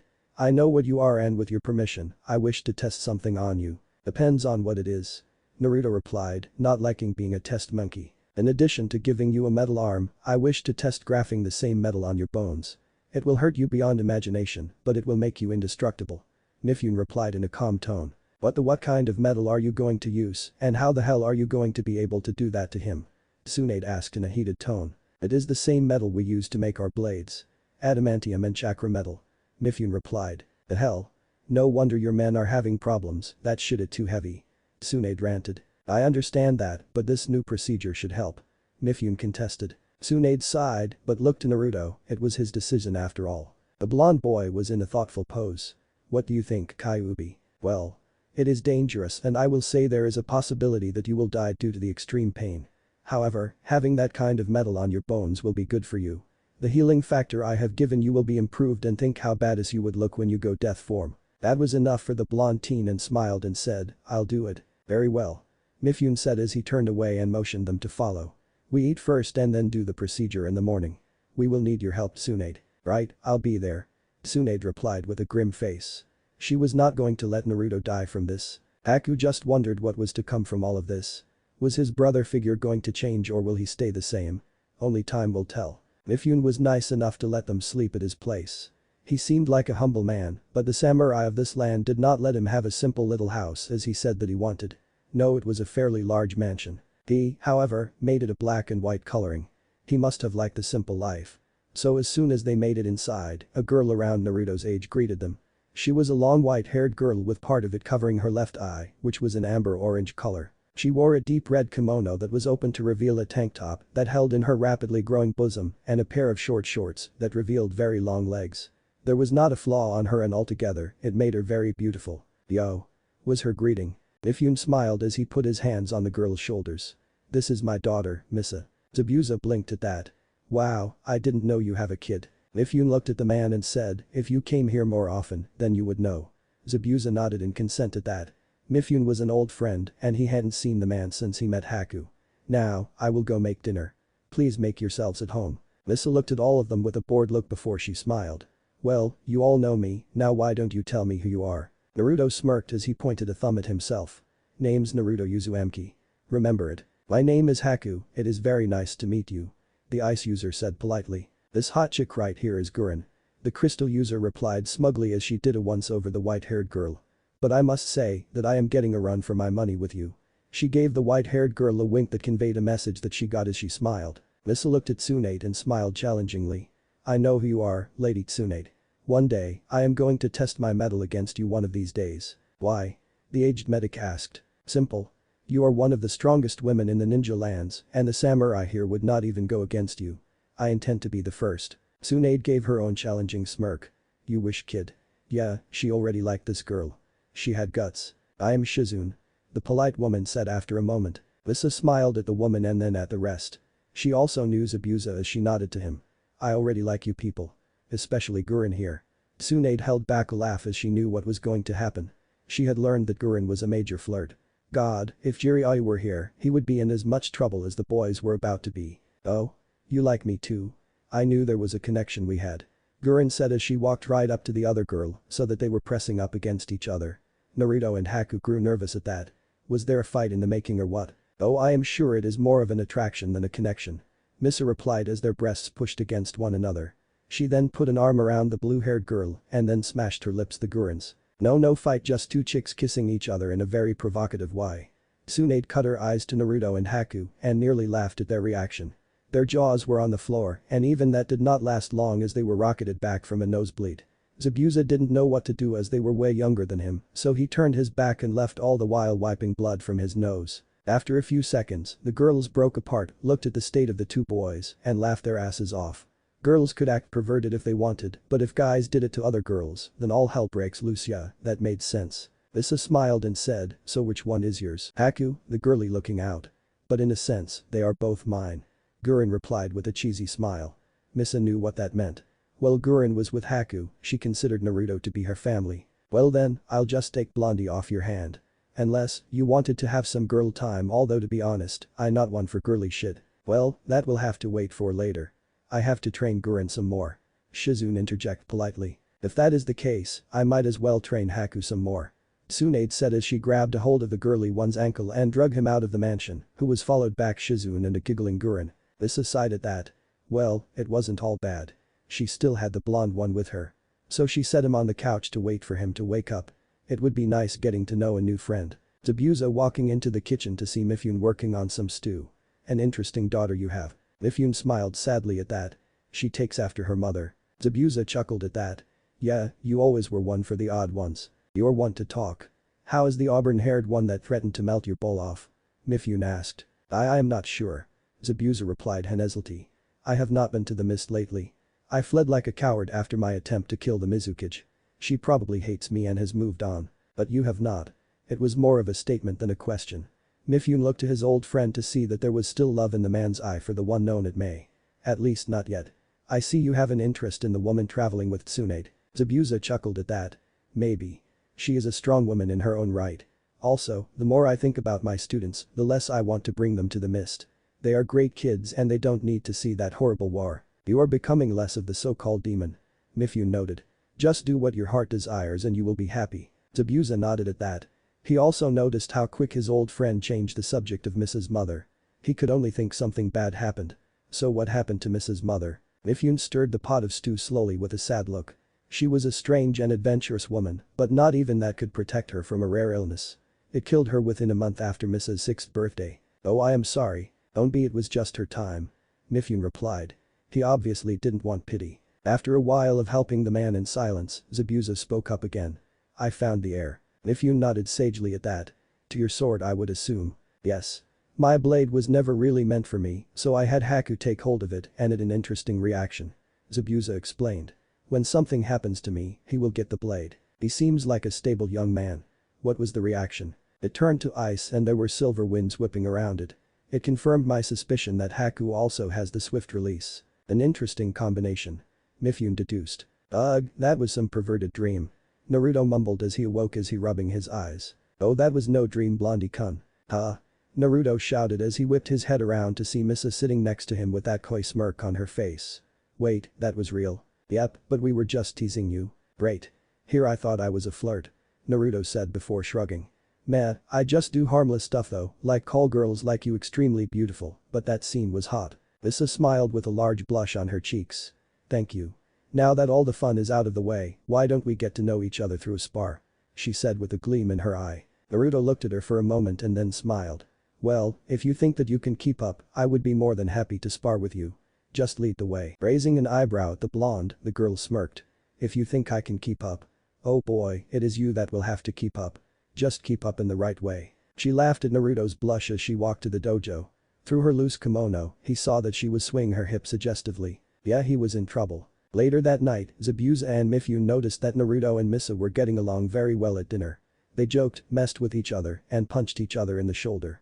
Zabuza only saw this with his teammates or someone Naruto had changed by either talking or fighting. He guessed it was a fight due to the bruise on the girl's cheek and the rapidly disappearing black eye the blonde had. He just chuckled to himself. That kid was a strange one. Mifune, however, was a different story. He saw a small but significant change in his daughter. That hidden look of sadness in her eyes had disappeared. He knew that her mother's death still affected her, but this boy seemed to have healed that old wound somewhat. She looked happy with him. He liked that she was happy, but he was a father and wanted to scare the boy. He could do that later. Haku and Gurin smirked at each other when they saw this. In Gurin's opinion, the blonde was lady killer. First Tamari now Misa. He worked fast. Haku saw it for what it really was though, and he was thankful that his friend had that gift of his. In truth, Misa did have a crush on the blonde. He was great guy in her eyes. She just knew that he had to leave soon. So she did not make a move yet. Hell, Naruto was too nice despite his flirting, so she knew he would most likely not make the first move. However, their fun ended too soon for her tastes as the meal ended and they had to head to bed early for tomorrow's event. Right like that was going to happen. Naruto was way too nervous for that. He just could not sleep. His mind was racing. Sure, he felt immense pain before, but that was from being beaten up in the village, not from this. He sat on the roof of the mansion and stared at the full moon and thought. It was all just too much to take in. Can't sleep. Naruto looked behind him to see Misa in her nightwear. It was red night grown. It made her look very beautiful, especially in the moonlight. Despite his initial shock, he smiled. Yeah, I am not sure this is going to work. Am I going to die? Misa sighed. She sat next to the blonde and looked at him with a serious face. Dad lied to you. Huh? This procedure has been done before. Misa stated sadly. On who? Me. Misa replied as she looked away sadly. Why? Naruto asked as he tried looking at her, only to see tears running down her face. Misa looked at Naruto before she leaned her head on his shoulder. My mom died from a strange and rare illness. We thought it was gone, but it appeared in me a while ago, and Dad was freaking out. It was only thanks to my bloodline that I was able to stay alive for as long as I did. Oh? What kind was it? Naruto asked, seeing a new side to the girl. It seemed that while she put on a strong and happy look, she was still hurting. Dad called it the Silver Heart bloodline. Apparently it skipped mom. It gave me a regenerative power that can match a Jinchuriki's. She noticed he looked startled by that and flinched. However, she already knew what he was from her father, so she did not have a problem. And it was thanks to that I survived so long, but it was nearing its end and Dad was getting nervous. So, he set up the procedure you're about to undertake. What happened? I died. She stated simply. What? Naruto freaked. Yeah, but it did work. Despite all the horrible pain, Misa said while shivering at the horrible memory. Naruto noticed this and put an arm around her in hopes of shielding her from past pain. She smiled with a small blush and thanks. Despite that, it restarted the regeneration ability, but I had to die in the process. But they did not do it with the metal you are going to get. They did it with pure silver. Wow, must have been horrible. Naruto whispered. It was, but there was a light to all of that. Misa replied, gaining the blonde's full attention. In addition to living, I also got to see my mom one last time. Naruto smiled sadly at that, but noticed the girl's eyes. They were sad still. You were close. It wasn't a question. Misa nodded. Yes. She cried. Dad is awesome and all, but he could never replace mom, just like how she could never replace him. There are certain things you do with a certain parent that would just be weird for the other. My mom, she was the best thing in my world. I miss her so much. Naruto nodded quietly as she cried into his shoulder. It pained him to see this strong girl, no, woman, crying. She'll never really be gone. Naruto said as he wiped her tears away. She'll always be with you in your heart. That's what the old man said about my parents and I believe him still. Misa hiccuped laughed as she gave Naruto a hug. He was right. Her love for her mother will never die and that was what she took to heart. She pulled away to look at the blonde boy. They both looked at each other in the moonlight and it had a powerful effect on them. As they stared into each other's eyes, they came together again, but this time in a passionate kiss. She reluctantly broke it after a while and stared at him with a smile. My mother gave me a mission to find someone that makes me happy. Naruto was speechless for a second before saying. I don't know when I'll even be back after this. She knew he was being honest and punched in on the shoulder. I know that. I just wanted you to know how I felt. You make me happy. She then kissed him again. When she pulled away again, she smirked. Oh, and if I can take the pain, so can you, blondie. Naruto laughed at that. I suppose you are right. He then stood up and helped her up as well. "Well, I better get some rest then." "Yes, you should, Mr. Grim Reaper." Misa replied before walking off with a seductive sway to her hips. "Wow," was all the blonde managed to get out of his mouth. "Ugh, this is going to suck." Naruto mumbled aloud as he got in a tub of water. "Yeah, instead of describing it this time, just go watch the Wolverine movie, same room and everything on how the room looks." Mifune nodded to himself. "Yes, I know this will hurt unlike anything you have ever felt, but think of why you are doing this. Just keep to those thoughts and you will be fine." "You know, somehow, that does not make me feel any better." Naruto replied as he eyed the drill like needless all around him. There was also a metal arm on the side. It seemed like they were going to attach that at the same time. Anything I should know about the metal arm? If you survive, I'll tell you all about it."